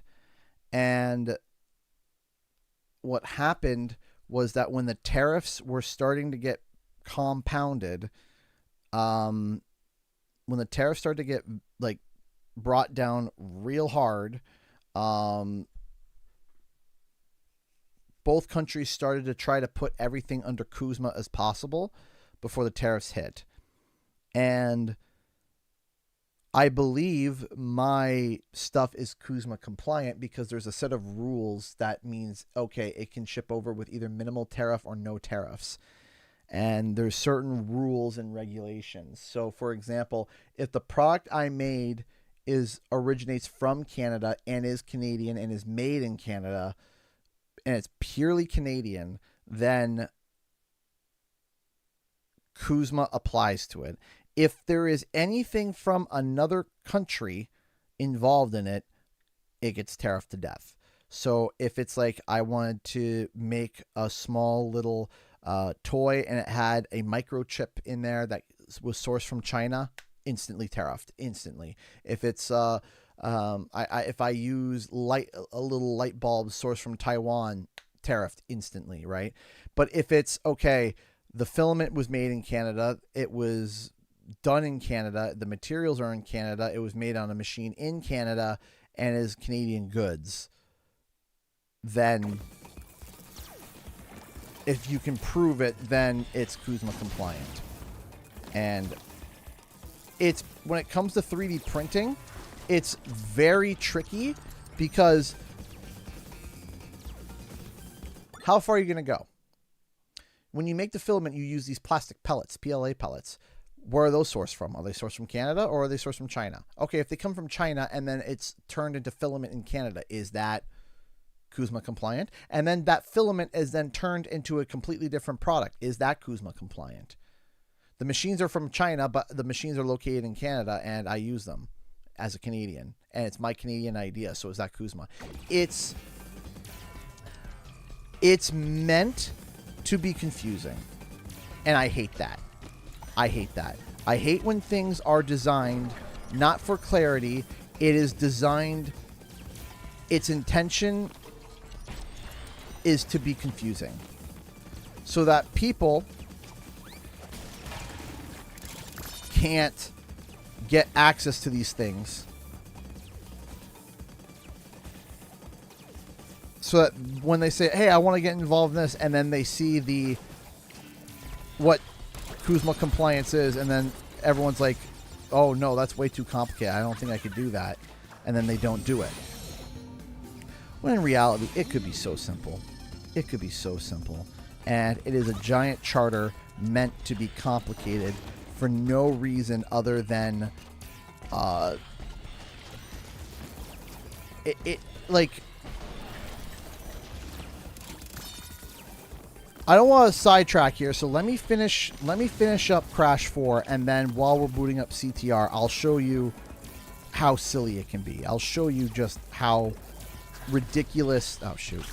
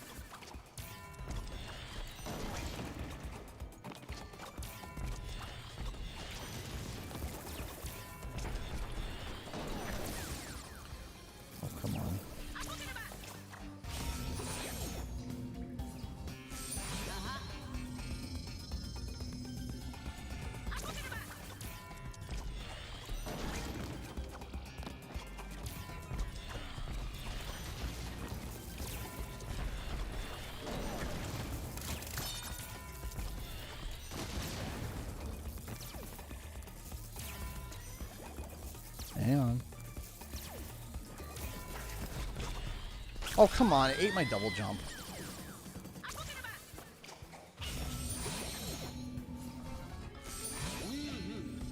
We can do this.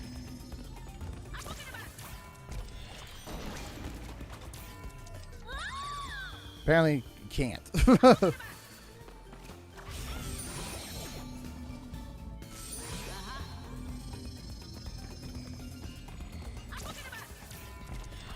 But as soon as I get everything figured out with the 3D printing, and we're also going to be doing a test run too. Like, we're not just going to be like, oh, we think we got it. Okay, send it off, everybody. We're reopen. We're going to do a test run. We might do like an early commission or something. Oh shoot, I forgot to hit. Do like an early commission or something and be like, okay, we're going to do, you know, 3. We're going to do 3 orders. Whoever's interested in an item, let me know, and then we'll manually send it. We might even do it at a discounted rate just to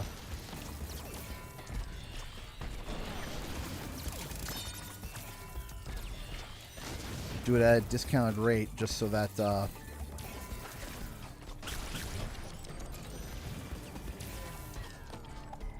just to be like, hey, is this working? But also too, there's also a lot of like negative connotation now. It's like, oh, it's coming from Canada. Oh, I'm going to get hit with all these import and fees. And that's the other thing. Here's the other thing. And I didn't know this until now. When somebody from America looks at my stuff on Etsy, even if I'm Kuzma compliant, Etsy does not know how that works and will just plaster all your ads with letting people know, hey, you're going to pay duties and fees on this. You're going to pay duties and fees on this. You're going to pay duties and fees on this.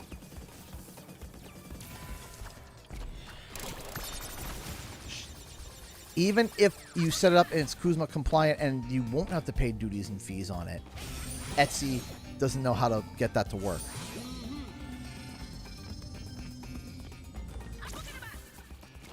Isn't that crazy?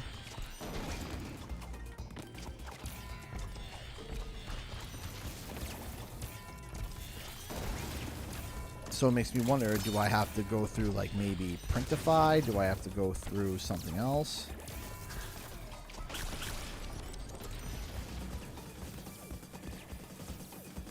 I hope so too. I want it to come back. I want it to come back. I want to get it going again. It was fun. It was nice. One of the things I like doing,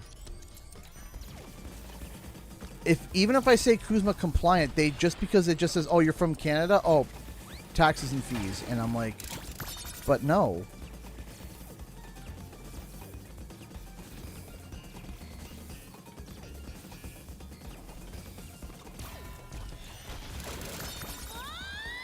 Shouldn't have spun that. Because Etsy will still charge the people taxes and fees.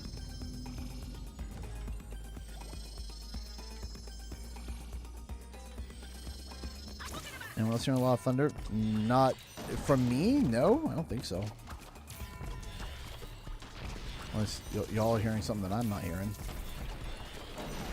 There we go.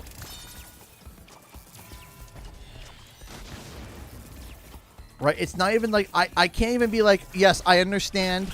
I will eat the taxes. I can't even click like a box that's like, yes, I understand. I will eat the taxes and fees. And then Etsy says, okay, you know, you do you. And then I just deal with the fact that I'm Kuzma compliant, right? I can't even do that. Because then I'd be like, yeah, I'll be wholly responsible for the taxes and fees, right? Don't worry, I can handle it, right? No, I can't even do that. I wonder.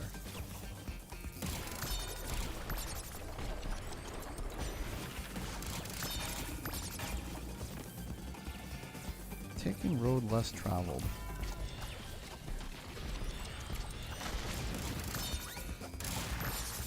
Oh no, there's 2 left. Where are the 2?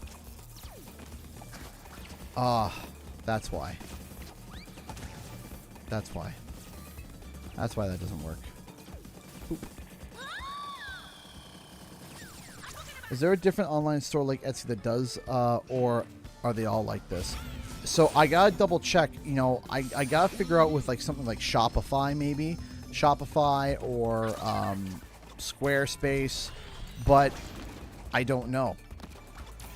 I have to figure out through my shipping partner too how to figure all that out. There's a you deal with a whole bunch of different things. It's not just Etsy, unfortunately. I wish it was like, oh yeah, you just gotta deal with Etsy. No, you gotta deal with a whole bunch of other people as well, and you gotta deal with this, you gotta deal with that, and it's like, oh my gosh, end me, please.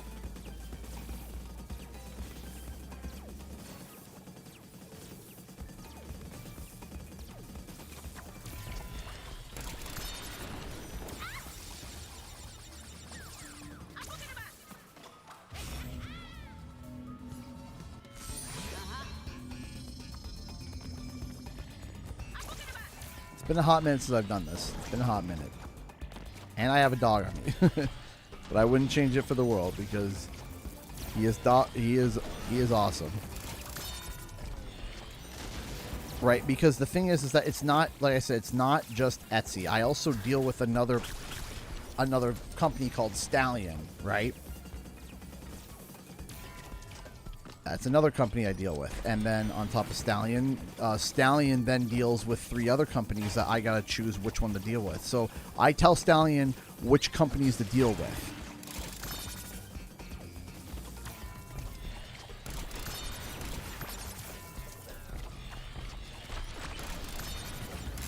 Got it. There we go.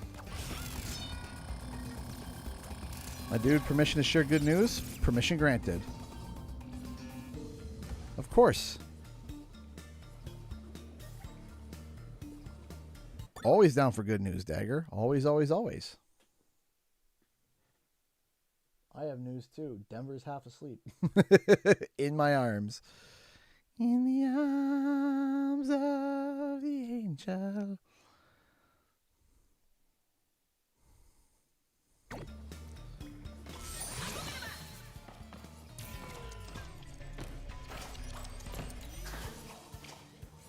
I've had it up to here with your games, you lout! Lout? What are you never? No. What is it? Am I seeing double? Oh, Denver. Embryo. Denver. Okay, hold on. Hold on. Okay, hold on. All right, come here. All right, come on. Come on now. There we go.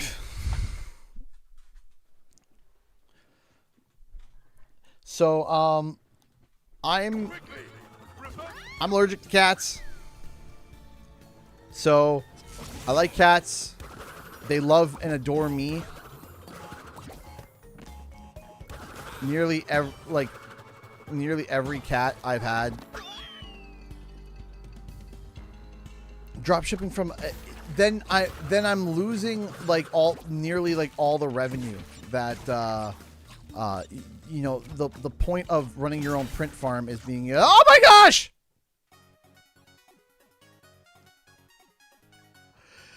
Dagger! With a $50 donation! Oh my gosh, and congratulations, my dude. My offer on a house was accepted. Come December, I am a homeowner. So glad to leave this awful apartment. Congratulations, Dagger. Congratulations. Seriously, I am applauding you because owning a home is not easy, and getting accepted to own a home is bloody difficult. And that is a true feather in your cap. That nowadays, that is the true thing to say. Hey, I own a home. Feather in the cap. Congratulations, Dagger. I am thrilled. I am thrilled to hear that. Genuinely, thank you for the $50. But more importantly, congratulations.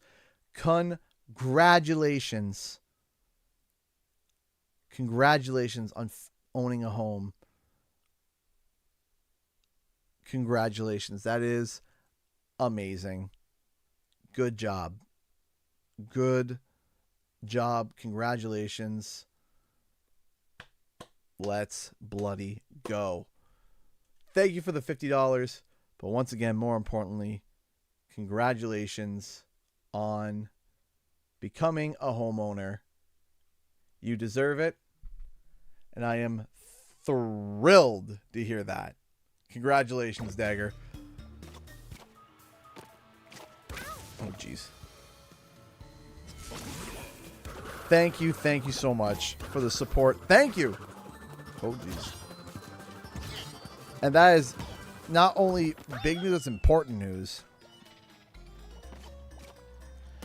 I'm going to see about Shopify.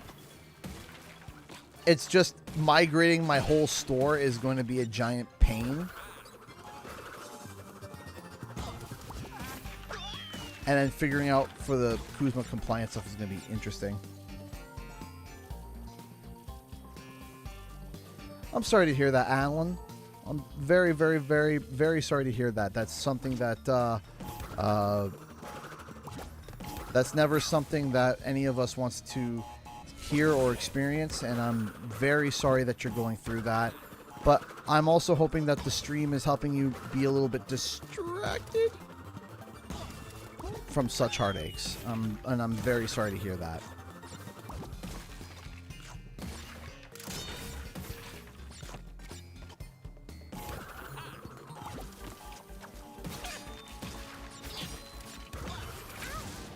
Why did I do that? Why did I do that?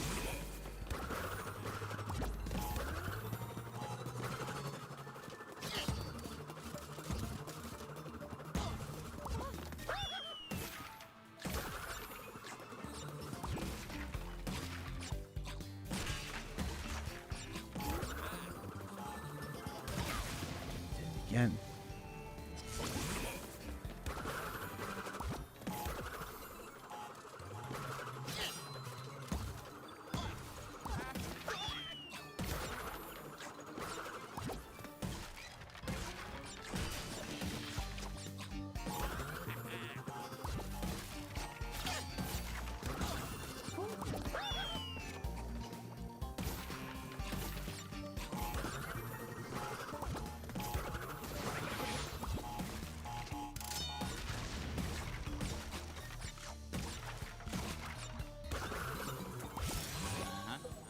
Go.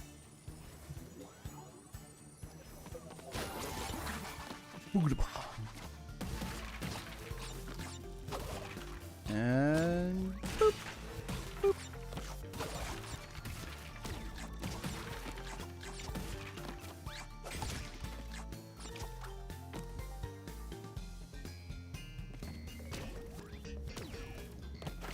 There we go. Boing, boing.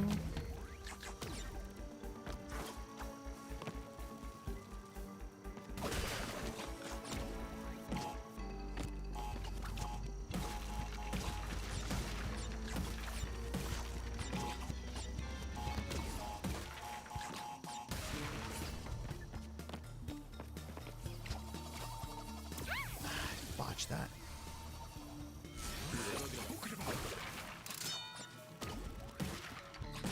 a little bit rusty with the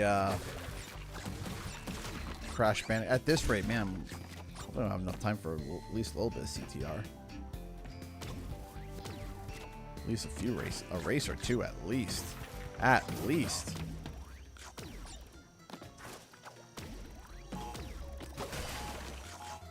Boop, boop, boop, boop, boom.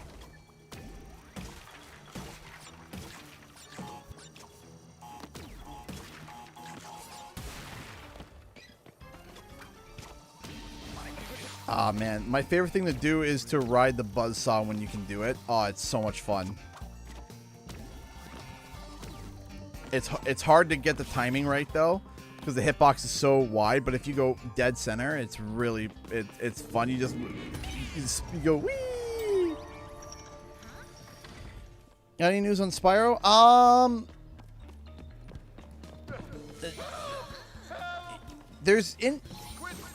Whenever there's news for... Okay. I'm not a doppelganger. No. So, I'm going to say this. I'll say this. Is that whenever there's news for Crash, it's news for Spyro. If there's news for Spyro, it's news for Crash.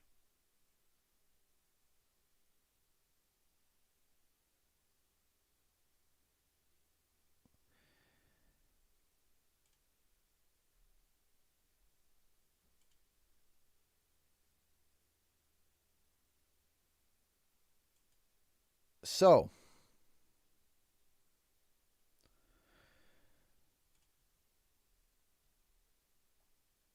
you have to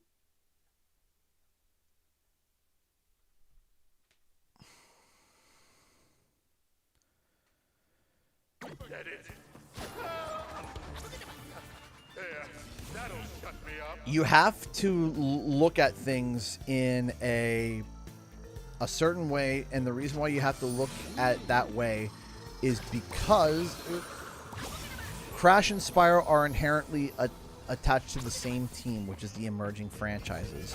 So when you hear about Crash Bandicoot stuff and there was Spyro stuff on the horizon, it can tell you, okay, what's going to be coming up, right? It's going to be like, what's coming up?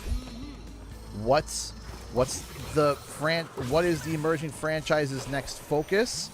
What is it that they want to do? How much are they investing?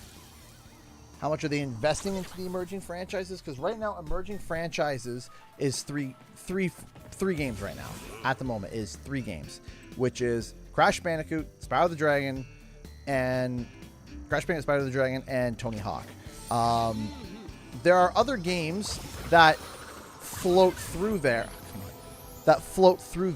Like Sekiro. Sekiro is handled by emerging franchises, but obviously we haven't, seen anything from Sekiro in years because, it's not Activision's title. They published it, right?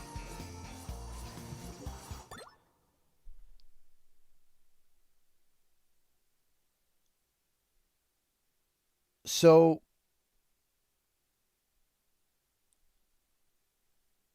when you have the emerging franchises, you can see where their focus is, and you can see where they're going, and you can see where their focus is. And if you can get an idea of where their focus is, then you know where to look. You can get an idea in terms of, I'm half concentrating on Crash Bandicoot 4 as I'm trying to explain this, so I do apologize.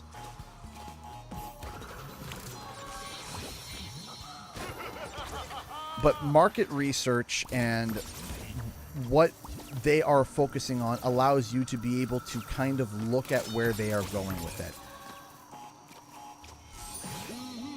To give you an idea, and it's going to sound completely... Oh, shoot, I messed it up. There's a little trick you can go there just to rip through it. But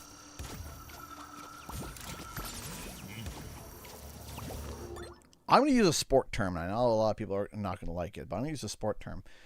One of the things that somebody does, a linebacker, when they're playing football and the quarterback throws the ball back, they look at where the quarterback is looking. And the reason why they're looking at where the quarterback is looking is because that's where he's going to throw the ball, right? That's where the trajectory is going to be. When the quarterback steps back and they look to the left, as somebody who is looking at the quarterback, you should also be looking at their left and saying, hey, what are they looking at, right? So if you're seeing where Activision is looking, you should also look and say, hey, what are they looking at? Why are they looking in that direction? What could be over there? And you can look and you could be like, all of a sudden there's all this Crash Bandicoot announcements and stuff happening. Okay, interesting. Why is that? And then you turn and you look and you wonder, why would there be suddenly a whole bunch of Crash Bandicoot merch being announced, or a whole bunch of Crash Bandicoot content being created, or a whole bunch of da-da-da-da-da-da-da-da? What's coming up? Why would this be important? And then you can go from there. I'm watching the Patriots and the Jets right now. Oh boy, how's the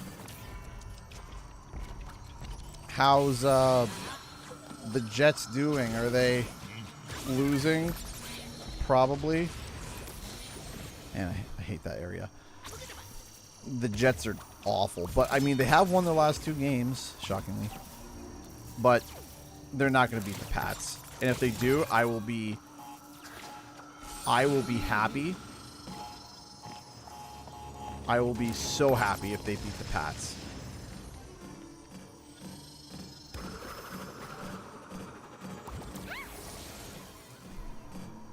But the point of it is where are they looking? Where is the quarterback, i.e. the IP owners and the team that operates those IP? Where are they looking? Why are they looking that way? Why are they looking that way? Why are they follow their eyes? Because then you can get a trajectory as to where they're going to be throwing the ball, i.e. where they're going to be throwing Crash.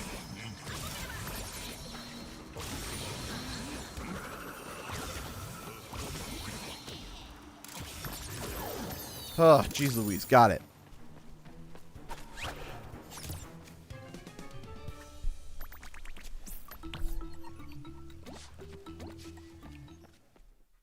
So, yeah, that's just kind of the gist of where you want to go.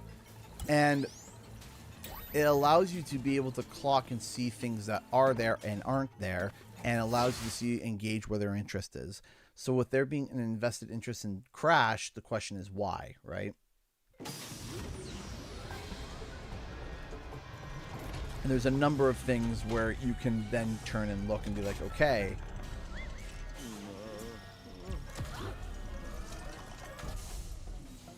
Do you have any idea how stubborn I used to be?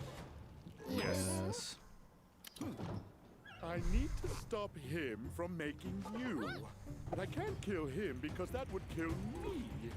So I guess that means I'll have to kill you.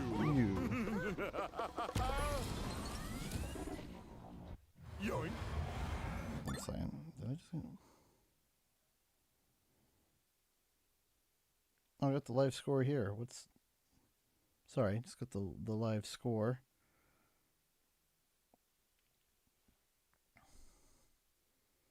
What? Jets 7, Patriots 21. Yucky. Yucky. I have played Ty the Tasmanian Tiger, but for some reason last time I played it,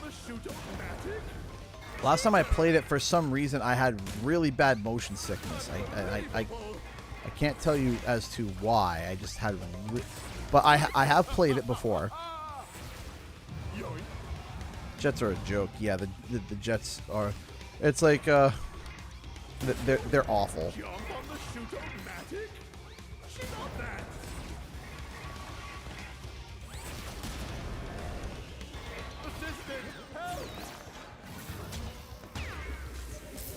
There we go. Just relax and accept non-existence. I do apologize if you're a Jets fan. Sonic Blade 64 donated $2 super chat. What Crash game was the biggest disappointment to you? Oh, that's easy. Crash on the Run. And I mean disappointment by the actual definition of disappointment, not, oh, it's so bad. It's because here is my definition of disappointing is, and you guys tell me otherwise. My definition of disappointing is you look at it, you see so much potential, you see it definitely has a chance at working, and you see it, and then you get it and you play it and the execution missed, and you're so disappointed by it, right? That's how I kind of rank disappointment for me, right? Because sometimes you look at a game and you just immediately, you're like, yeah, I don't get this vibe, I don't get it, I don't like it, I don't see it. And it turns out bad. You're like, okay, you're not disappointed. You're like, yeah, you're disappointed that it was bad, but, but true feeling of disappointment is being excited for something, thinking that it's going to be great, and you get it, you play it, and it wasn't. And you are so vividly disappointed because you saw the potential. You saw it. You saw the potential. You saw it. You were excited. You're like, yeah, it was going to be great. And then it just flops. And you're just like, no, man. It shouldn't have flopped. It shouldn't have flopped. And the worst part is about that game is that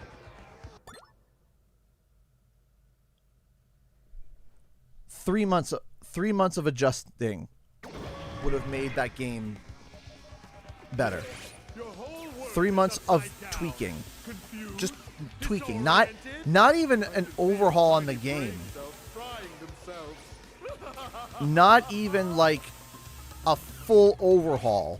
Tweaking, adjusting, focusing on different ways to be able to monetize. It's there, you know, and the game could have been vividly successful. And oh no. And it missed. It missed. The monetization scheme was the core foundation of why it died, because they basically decided to use the Candy Crush model, which I'm like, what is this? What is this, 2012? Like, why are you using the Candy Crush model? The Candy Crush model is outdated. Nobody does the Candy Crush model anymore, and anybody that does is either Candy Crush itself and or doesn't survive long. The Candy Crush model is an old, antiquated way of doing microtransactions. It's it's ancient, it's stupid, and all it does is the model doesn't work because the model doesn't work because it promotes you to play other games. And that's the problem. That's the problem. The problem is that when you encourage your players to go play other games, that's what they're going to do. That is exactly what they're going to do. You don't want to encourage them to play other games. You want them to play your game. You want, hey, there's a reason every day for you to open up that phone and to play this game. You open up. Hold on. I'm going to show you an example. A great example. 14 to 21. Jeez. Pokemon Trading Card Game Pocket. Right? So, watch. Okay? I open the app. And guess what? I can open a pack of cards. Seriously, I can open a pack of cards. And we're going to do that. So I'm going to turn around. I'm going to be like, you know what? I'm going to open a pack of Mega Gyarados. I'm going to go and I'm going to do that. Right? And then I open it. Right? Open the card. I get my sense of dopamine. I open the card and it's just a bunch of crap. Right? Ah, that sucks. Right? Here's the thing. Is that I can go and I can battle. I can go and I can do wonder picks. I can stay on the app if I wanted to. I could stay on the app nearly all day and keep playing all day if I wanted to. I still had to wait to be able to open up my packs of cards. Sure, I had to wait for that. But it's not just opening packs of cards. I can do other things as well. The Candy Crush model forces you to have to wait around to do anything. To just play the game. Oh, come on. To just play the game.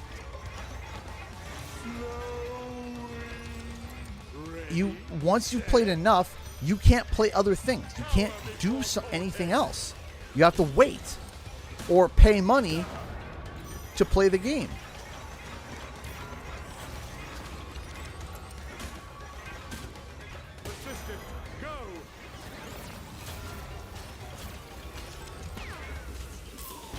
If you want your game to be successful, you want to encourage someone to keep playing over and over and over and over and over again. They want to keep playing. They want to keep going. And that there's enough of a feedback loop that they want to keep playing and want to keep doing it. It worked before because people used to have 82,000 apps on their phone. And it was normal to just sit there and have so many apps on your phone. So many apps. I had them. All the silly novelty apps, all the fart button app. Ha! You push the button and it farts. Ha! Or the drinking one where it's got like fluid motion and you can see like, oh, it looks like it's actually moving like water, right? It was typical for you to flip around from app to app to app to app. You didn't sit on one app for a long time. It's not like that anymore. It's not like that anymore. People aren't just people aren't typically, at least my generation, aren't downloading 82,000 apps that are not useful anymore.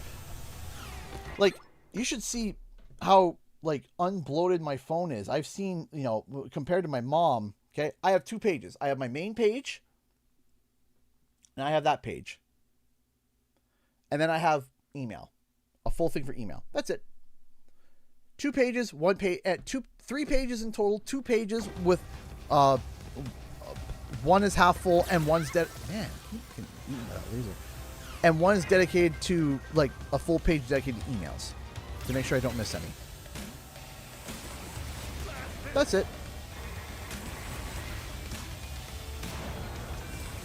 We don't have silly novelty apps anymore. We don't do it anymore because every time we open up an app, all of a sudden it wants us to sign up. It says it's free, but it's not really free. And now we're all conditioned to like, oh, download an app for that. It's like, okay, what's the catch, right? What's the catch? What's the how much do I have to pay a month? And that's all that everyone thinks of anymore. Or is it a scam? Or is it useless?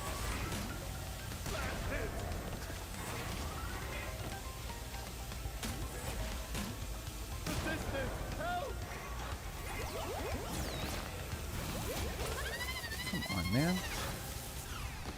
But that's all people are thinking.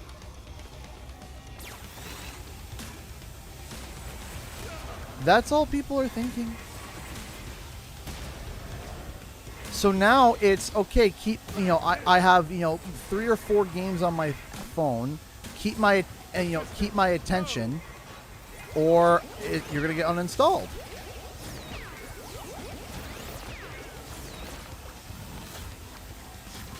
Oh, come on, man.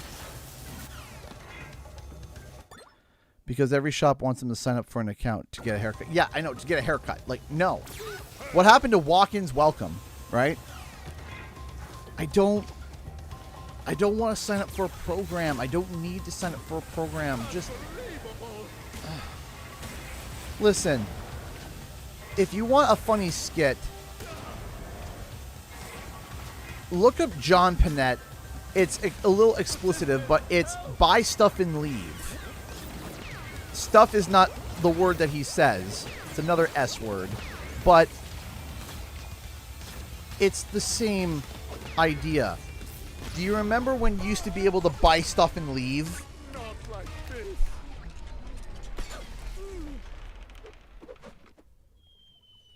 No, no, no, no.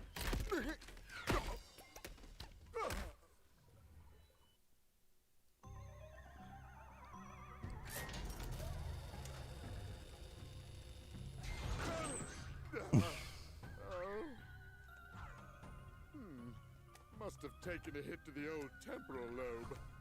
But a fallen foe can only mean one thing.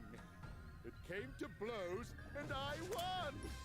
My new general's first order of business will be to dispose of you. We are closer than ever before. Quickly, into the vortex. But Dr. Vortex, the vortex is not ready. We have no idea what it could do. Failure again. Explains a lot. What are you going to do to me? Looks like somebody needs a little time out. Somewhere he can't cause any trouble. Enjoy the end of the universe.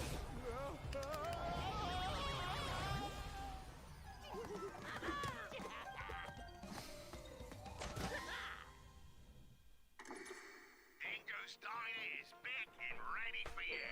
Say good day to delectable dishes inspired by my interdimensional travels. Enjoy the breeze with our innovative three-wall dining room design. Dingo's Diner. Health and safety rated D. Oh, delicious. Warning, D is a failing sanitation grade and does not stand for delicious.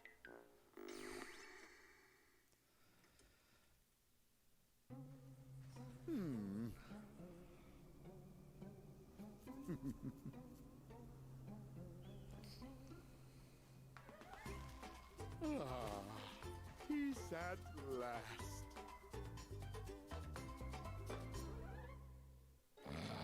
Oh, almost there, Good thing. Yes!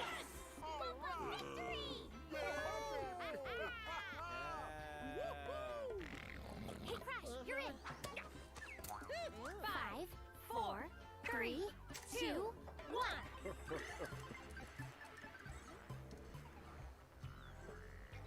They're playing Wumpa League. Mel. Mel Winkler. Rest in peace to the original GOAT. This game has been a work of fiction. Any similarities to any marsupials, talking masks, dingo alligator hybrids, or evil science guys with weirdly shaped heads, living or dead, is purely coincidental. You should not have played this game if you suffer from Wumpa allergy, crash rash, fear of alternate dimensions, fear of moving platforms, fear of still platforms, fear of sequels, fear of squishy noises, fear of bouncy noises, fear of super science, fear of collecting things, fear of 90s nostalgia, inability to comprehend time paradoxes, inability to forgive those who have wronged you, inability to pick a restaurant when someone asks you what you're hungry for, inability to remember where you parked, or a delicate tummy. For more information on bandicoots and their diet, habitat, mating habits, birthday wish lists, and shoe sizes, visit your local library or ask your grandma. I don't know if she has any prior experience with bandicoots, but she's very wise, and I'm sure she'd love to hear from you. The makers of this game do not in any way endorse eating at Dingodile's Diner, which has been known to cause trans-dimensional discharge, intestinal rifts, wampa whooping cough, parasitic slime boils, random teleportation into darker timelines, and uncontrollable mewing like a little kitty cat during important business meetings. Any unauthorized exhibition, distribution, or duplication of this game will result in very hurt feelings. And why would you want to hurt our feelings? We've always said really nice things about you. We even said your new haircut looked great, even though it was kind of a weird length for you. Guests of Crash Bandicoot stay at Insane Beach Suites, which is just a log with some moss on it. The moss is really soft, though, so you should be able to get a good night's sleep. What, are you too good to sleep on a log? Sorry, Your Majesty, I suppose you want a continental breakfast instead of a handful of ants that make their nest under the tree. Jeez Louise, there's no pleasing some people. Can you give me a minute? Okay, I'm ready to go again. The events of this game are absolutely 100% canonical. Unless you didn't like them, in that case it was all a dream.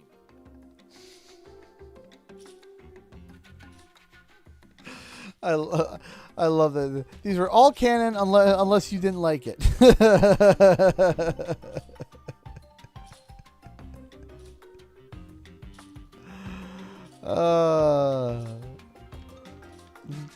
That is hilarious. Okay.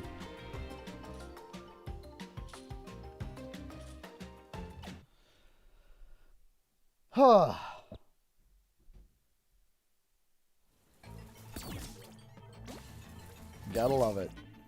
Gotta love it. Okay, let's go to CTR for a second here. We got enough time for a few races at least. Yes, I do think Crash Bandicoot 5 can happen. Activision Go ask your presents grandma. A smashing blast From the past. Fasten your seatbelts for Beanox recreation.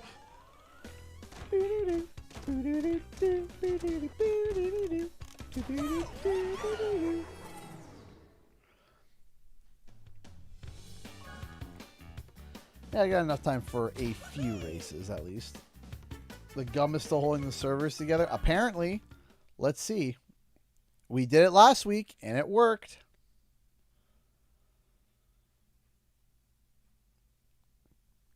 So, well, I was going to say something. There was something I was going to say. Nope, don't remember it. The one hamster on the wheel woke up. It's like, huh? A user on the server? I have to work? Fine.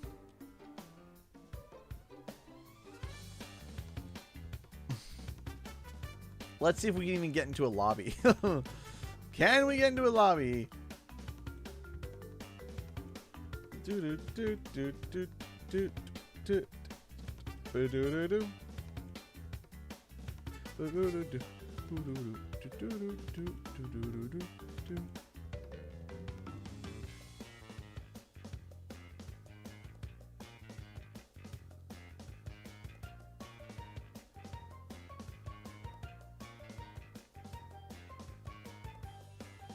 Hold on.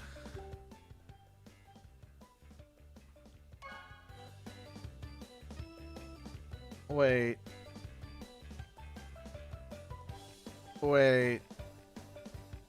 Hold on. Something just came up on my Twitter feed here.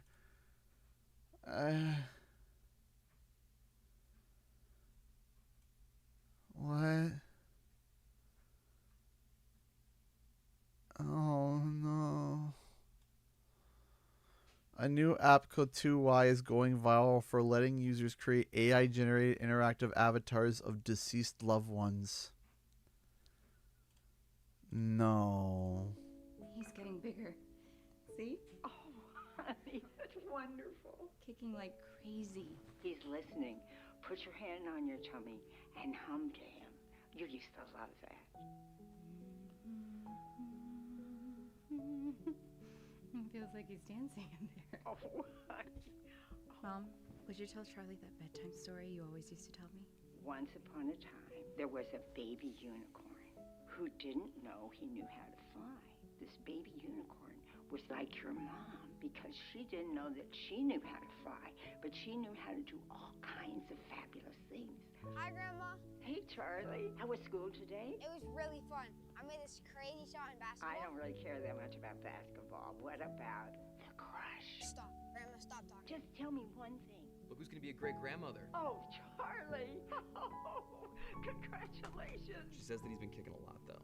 Like, a little too much. Tell her to put her hand on her tummy and hum to him. No. You loved that. You would have loved this moment. You can call anytime. No. Okay, Mom, I just need a quick video. Is this like an audition or something? No, Mom. Just 3 minutes. You need my best side? Can I see another one? I can play the piano. You're so talented. I am. I'm your mother after all. Keep going. Why don't you start by telling us a little bit about yourself? Well, I was born as a very young child. I would hope so. No. No. No. No. No. No. No. No. No. No. No. No. No, why? You know what the worst part is? Read this here. 2Y is currently available. Why do you think it's... Why do you think?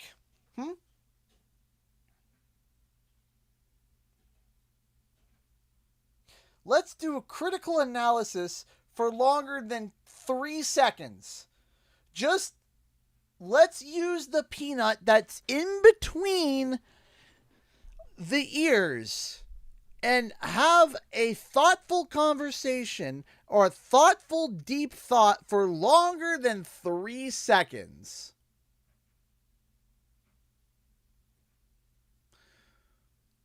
Why is it free?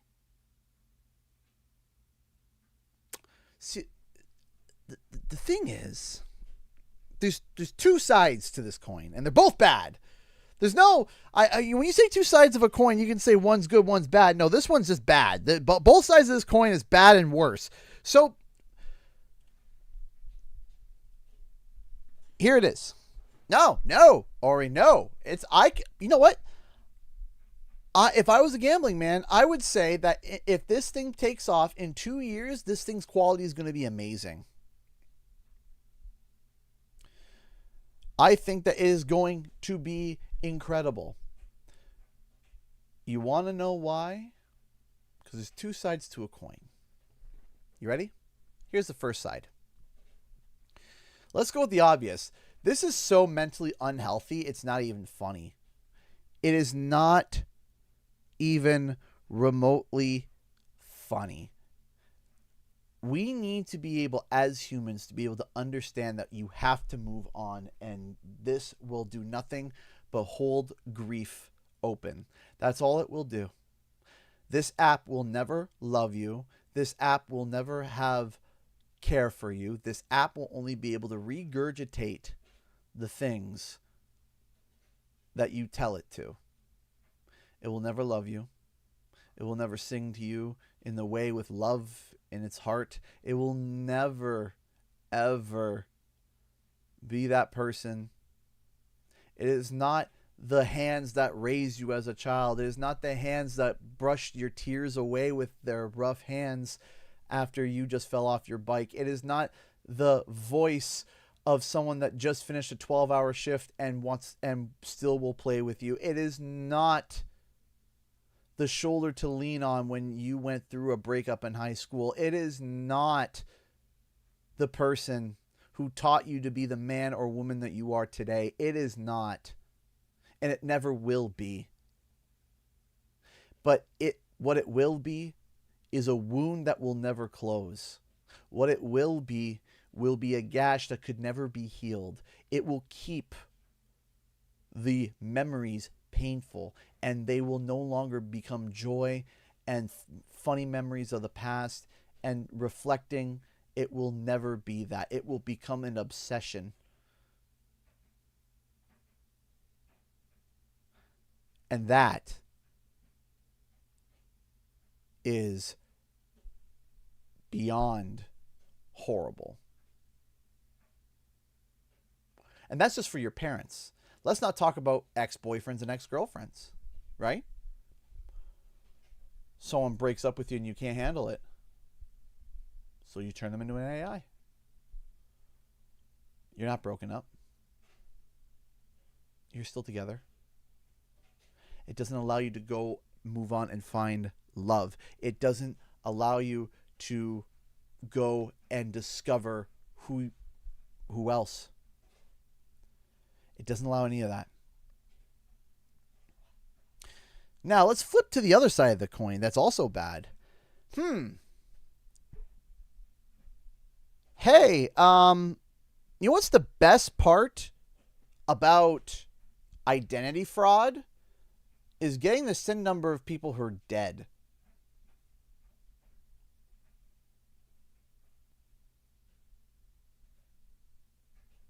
The best part about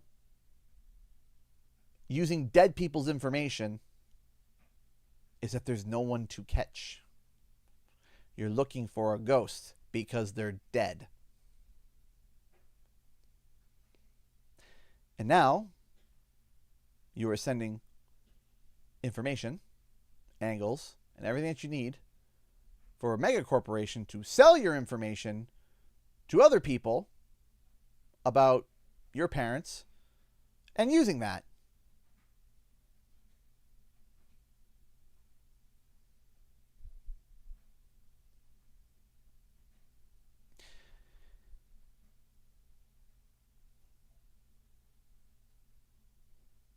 This is rubbish. This is dystopian. This is a mistake. Because look, it's free. It's free. So you got to ask, where are they making their money? Is it ad revenue? It's not ad revenue. It's the data that they collect and then sell to whomever. And the worst part is that we can all stand here, point, and say, don't do this, don't do this, don't do this, don't do this. The curiosity of people, it's going to hook you. It's going to hook people. It's how good is it? In every way, in every curious way. I would be lying if I told you that I wasn't curious about it. I'd be lying to you if I didn't sit there and say, I know it's evil, but there's some part of me in the back of the head that says, but man, wouldn't it be cool? Man, wouldn't that be interesting?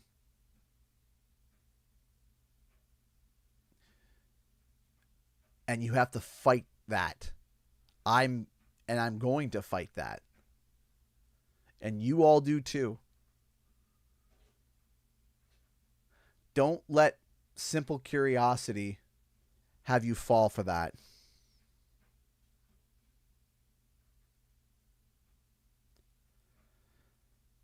Don't let curiosity make you say, hey, let me just try it out and see how it works.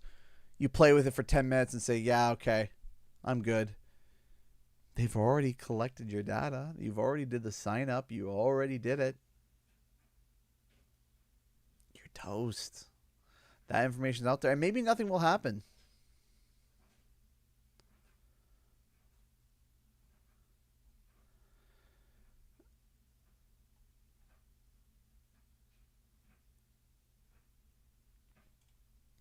Unbelievable.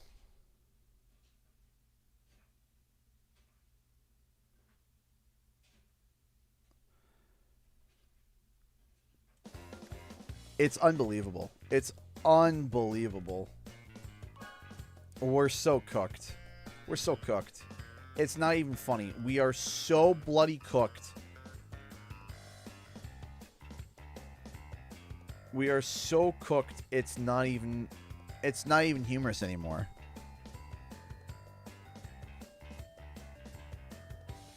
It's not even humorous anymore. It's not even funny anymore. We are so cooked. We are so toast. I see Mr. Benidorm.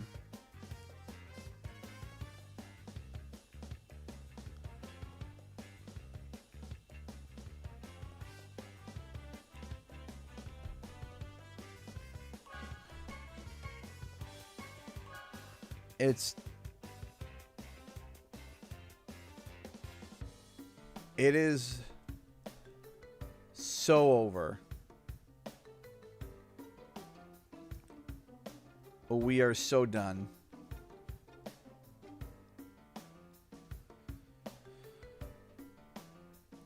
And the thing is, here's the other thing. The other thing is this. Is that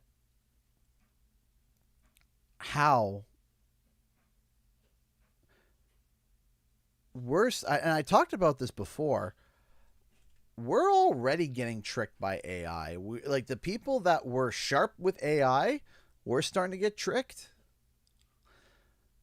Caroline, I showed my wife the video of the rabbits on the trampoline. And at first she was like, wow, that's really cute. And I didn't say anything. She watched it a few times. And I told her that it was AI. And she paused. And she's like, no. And I said, yeah.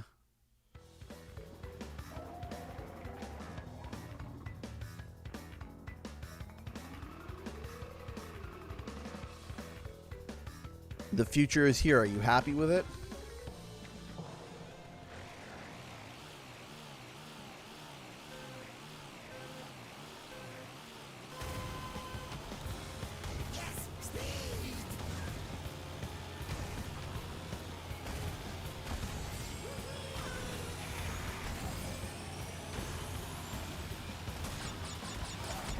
Oh, shoot. Botched it.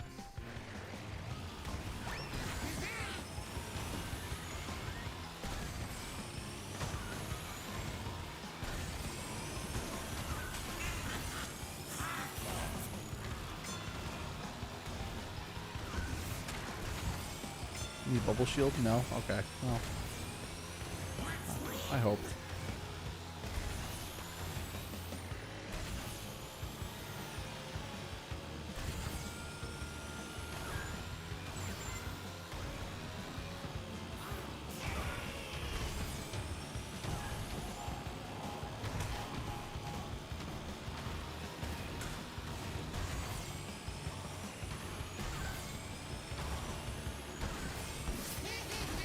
The fact that I was able to survive that.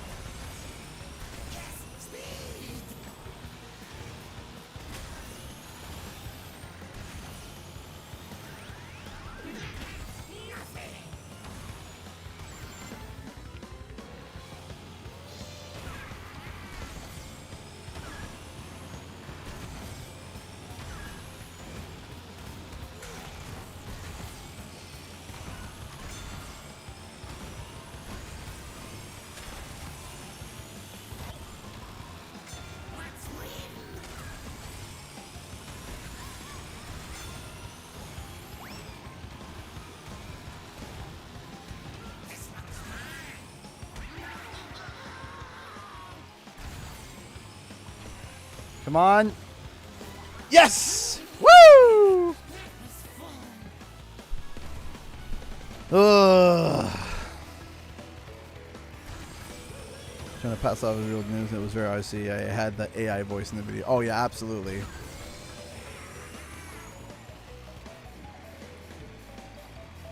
And the worst part is that it's not even us that's getting duped.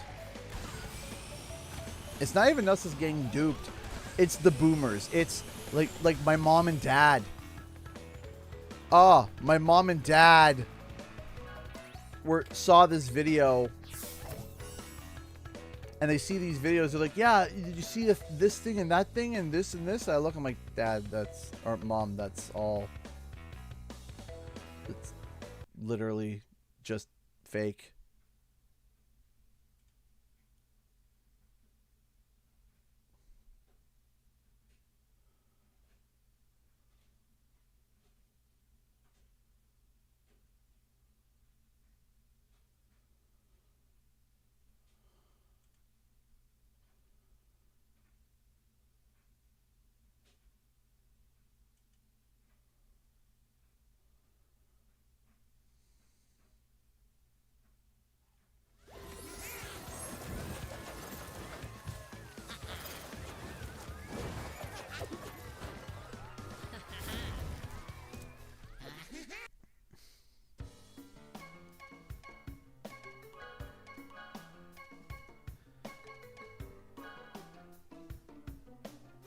Well, yeah, the early version of Will Smith eating pasta. Yeah, that's exactly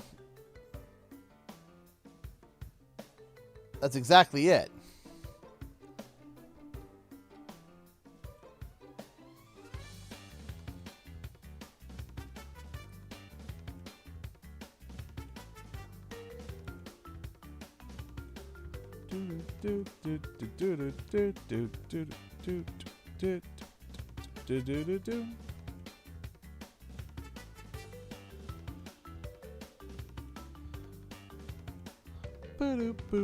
Boo.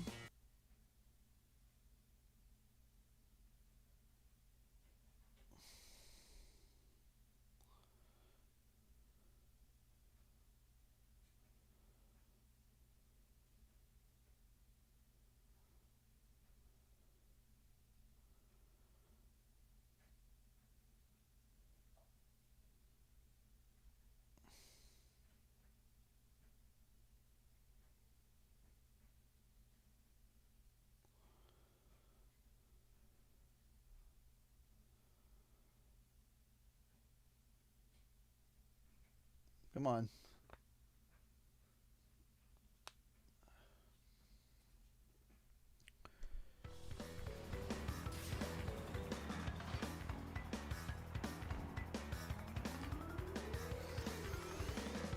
I turned the setting off in my phone camera that was hidden, that was editing my face, so that was comforting. Oh, good.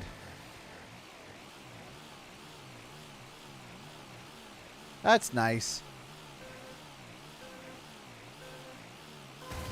It's like, oh, awesome. Do you have an Apple phone? Do you by chance operate an Apple phone? Because I've heard some mad suspicious things with Apple, and I'm just like, great. Another tech giant that literally everybody almost has in their pockets in some way, shape, or form.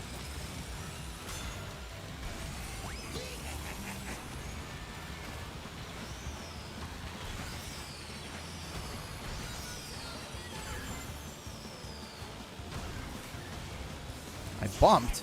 How did I bump? What did I bump on?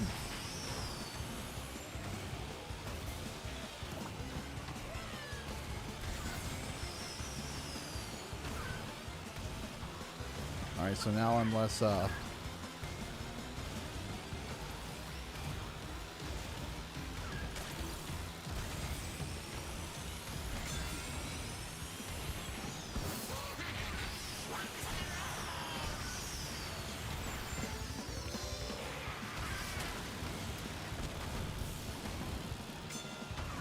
nope.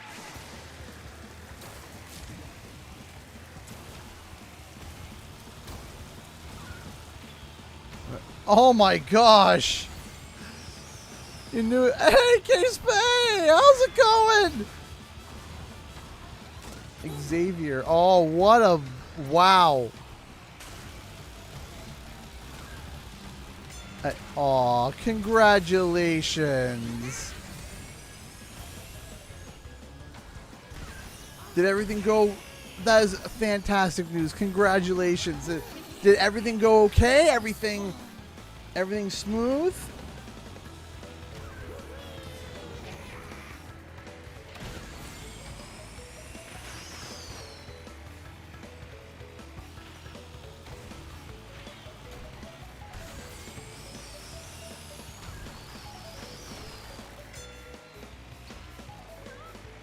Am I on Switch? No, I'm on PlayStation.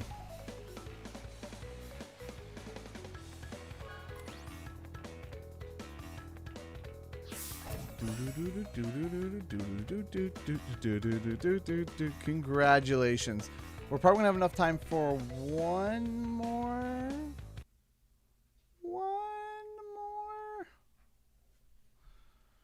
more race.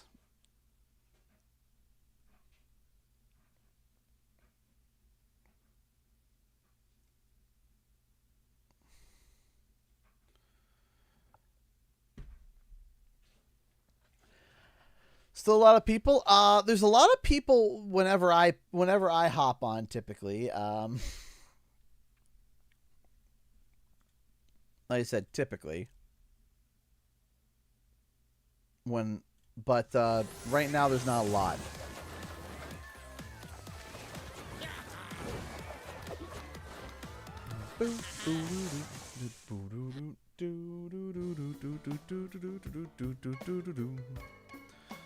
All right, final race.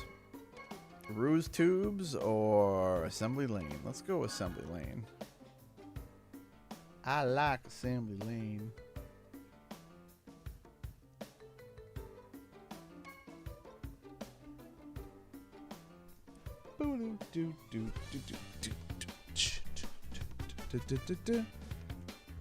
Hey, we got almost a full lobby, so I mean, hey, that's something, right? That's something.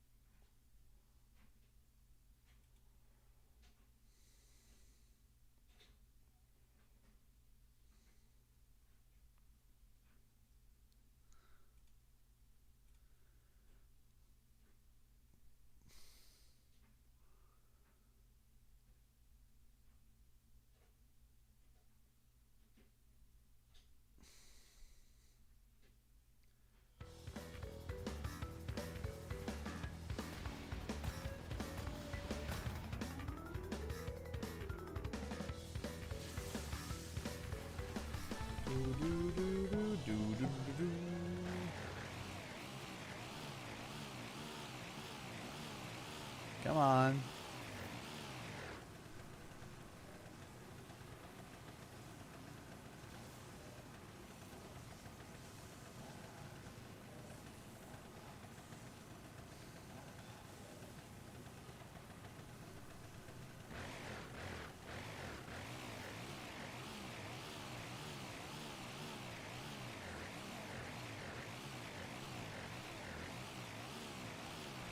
Ah, yes.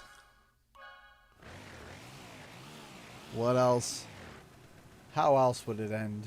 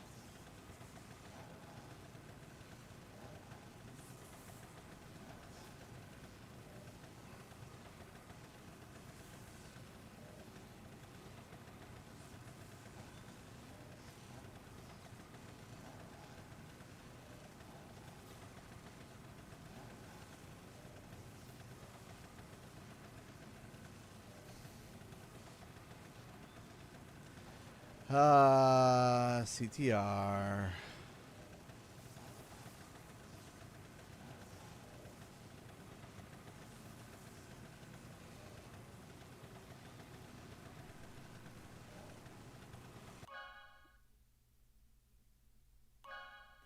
CTR. Never change.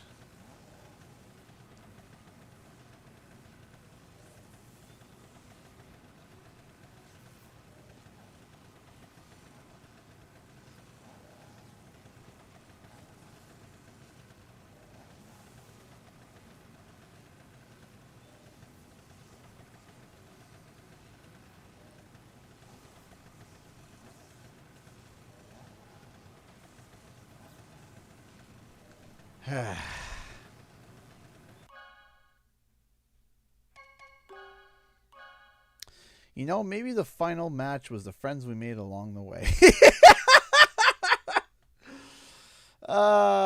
Poop.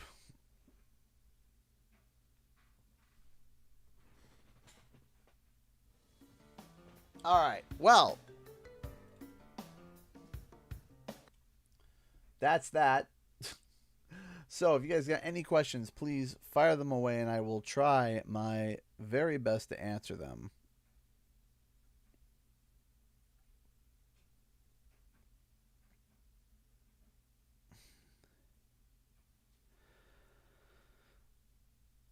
Fun while it lasted. Yeah.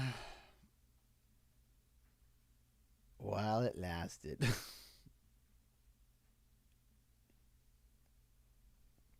But if you have any questions, please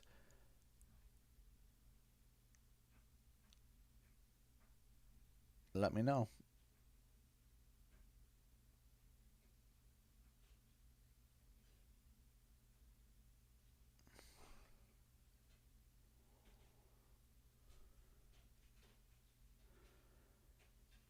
Am I planning to stream SpongeBob Titan the Tide? No, I am not. Did you see the Mario Galaxy movie trailer? Yes, I did. And I very, very, very, very excited for it. I think it is really cool. I think it's going to be a lot of fun. I think it's neat. I think it's awesome. It's great. I love it. I think it's going to be really good. I hope it's good. Yeah. What age did you get? Did you first get a cell phone? So I can tell you when I got my cell phone, and then I can tell you when I got my first smartphone. So I got my first. I got my first cell phone in grade 8. So that would have been 12 or 13. And it was a flip phone. And then I got my first smartphone, I think, in grade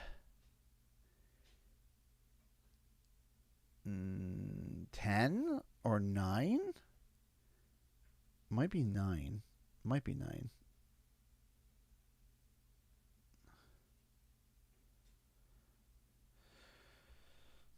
On a scale of 1 to 10, how likely is CTR 2 in the Canada guy's expert opinion? Expert opinion. I think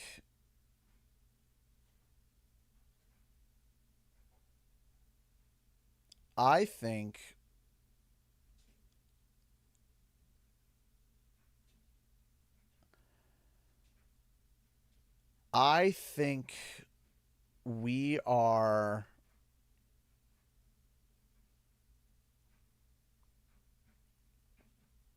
at a solid 10 being okay, so let me preface. 10 being a 10 is I got a legitimate leak. That's 10.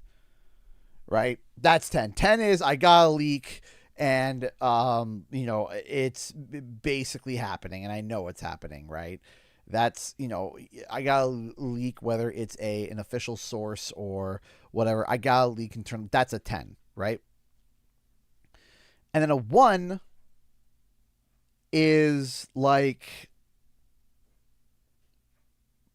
probably absolutely no. And like, I got confirmation of it being no. Having said that, I'm going to go towards a 6.5 right now. That's where I'm at. I'm at a 6.5 in confidence. 6.5. Not, not, of course, slam down, so confident. But I would say about 6.5 personally. Like for me, and to do a comparison, to me, Spiral 4 is 9.5. Like, and the 0.5 is room for cancellation, right?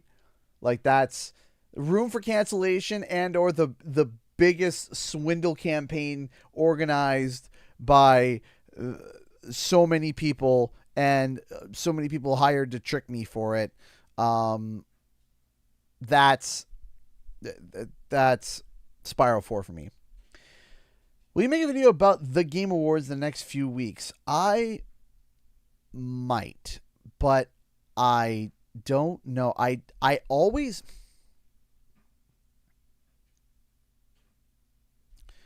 Here's the thing.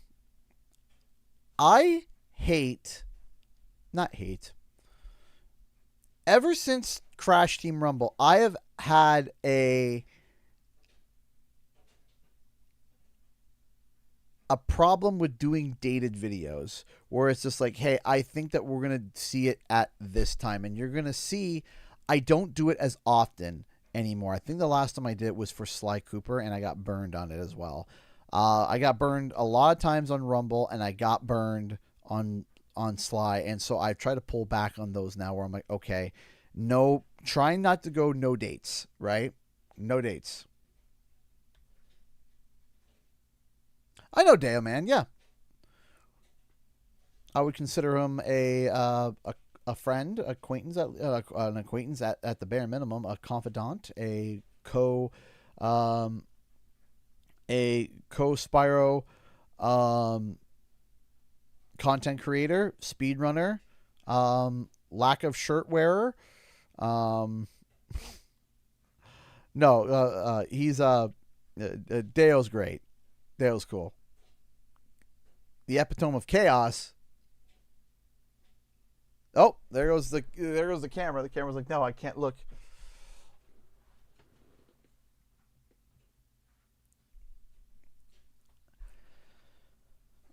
So, what's your strongest opinion on hot sauces? That hot sauce should taste good and not just be hot. It can be hot. That's fine. Be hot. Just don't be hot for the sake of just hot. Have flavor. Just taste good. You could be hot, but be good. Taste good. Right? But in terms of like the dates, I am going to be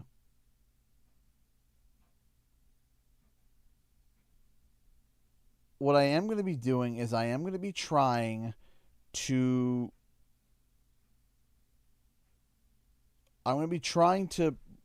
reach out and see if I can maybe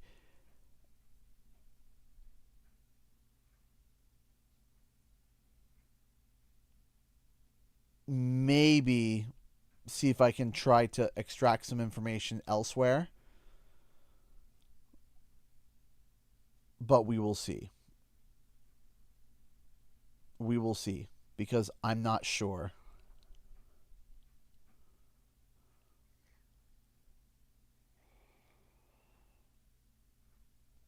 We will see.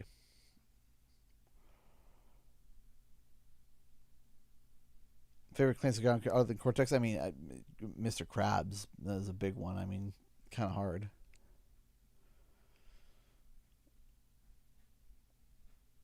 Any plans for tomorrow's stream? I don't know.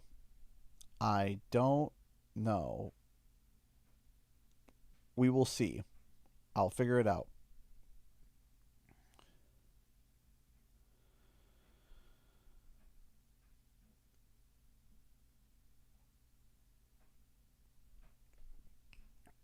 I'll wait for this game. So hard. Yeah, no, absolutely. Favorite TV network during your childhood? Teletoon and or YTV.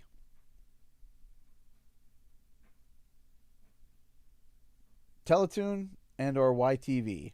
There's gonna be some people in the chat that are gonna be like, "What are you talking about?" And then other people being like, "Oh my gosh, yes!" We didn't have Cartoon Network.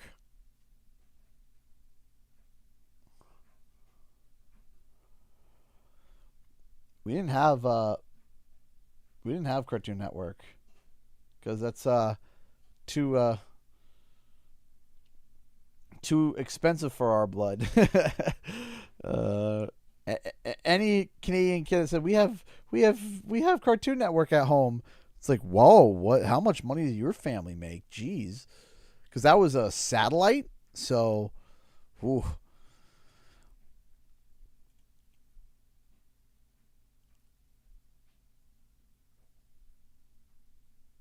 Favorite track on CTR? Oh, easy. That's Electron Avenue. I adore Electron Avenue. Adore.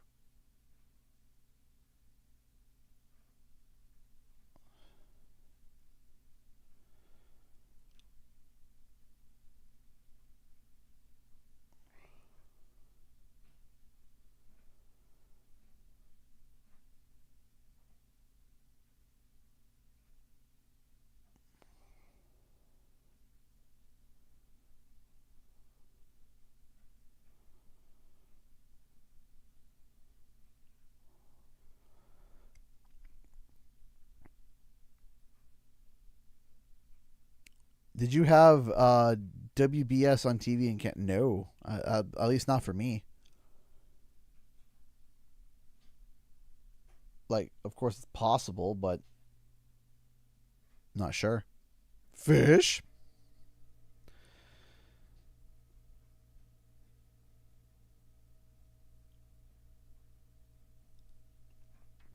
It all depends on what. It all depends on how they're going to do it. It's all going to depend on what story they want to go with, where we're going, what's going on.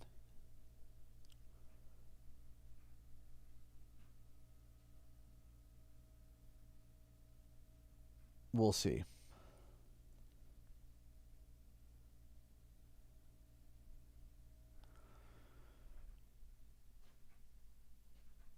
All right, a few more minutes. We're going to hop off. Okay, guy greeting by a competitive hub CTR. And hey, how's it going?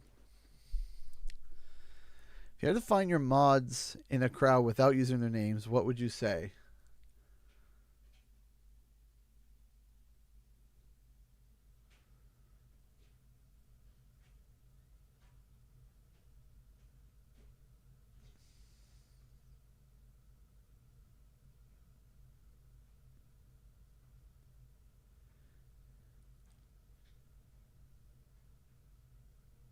Oh.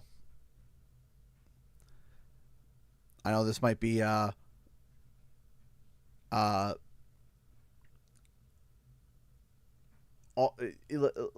if you want to catch someone's attention who's a big Spyro fan, it's so easy because all you gotta say is literally like, hey, anyone here like Spyro? And a Spyro fan will immediately tell you. That's the thing. Immediately. So all you gotta say to the crowd is, who likes Spyro? And every Spyro fan will immediately tell you, me! Oh, me! It's like, there's my mods. Found them.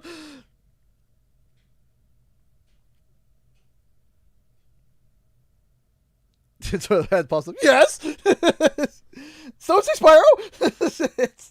Trust me, I'm that way too. It's not. I'm not even making fun of y'all. I'm that way too. As someone says Spyro, I'm like, you rang? You meant?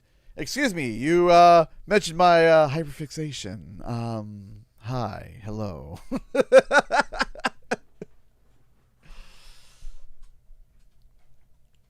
You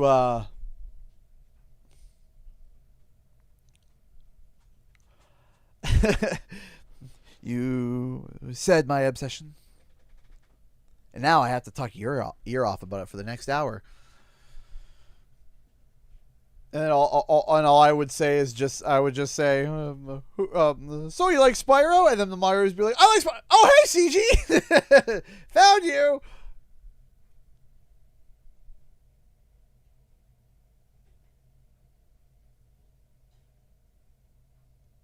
So, all right, ladies and gentlemen, that is all the time that I have for today. So about Spyro, I have been summoned. Thank you guys so much tonight for all the donations and the chats and hanging out. It was amazing. Thank you, thank you, thank you. Thank you so much. We will be back tomorrow with something. With something. I don't know. We will see. Well, hold on a second. Let me see. Hold on.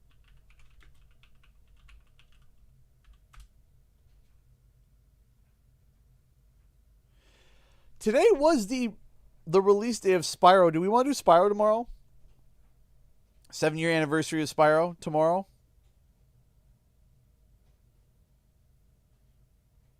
Do we want to do that? We down for that?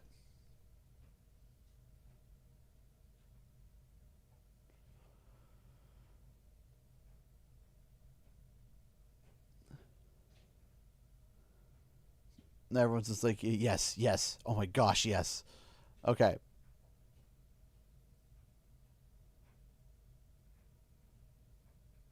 So. All right, guys. We'll be back tomorrow. Thank you all so much for watching, and I'll see you guys in the next video and our live stream. Time for the countdown. 10, 9, 8, 7, 6, 5, 4, 3, 2, 1. Bye.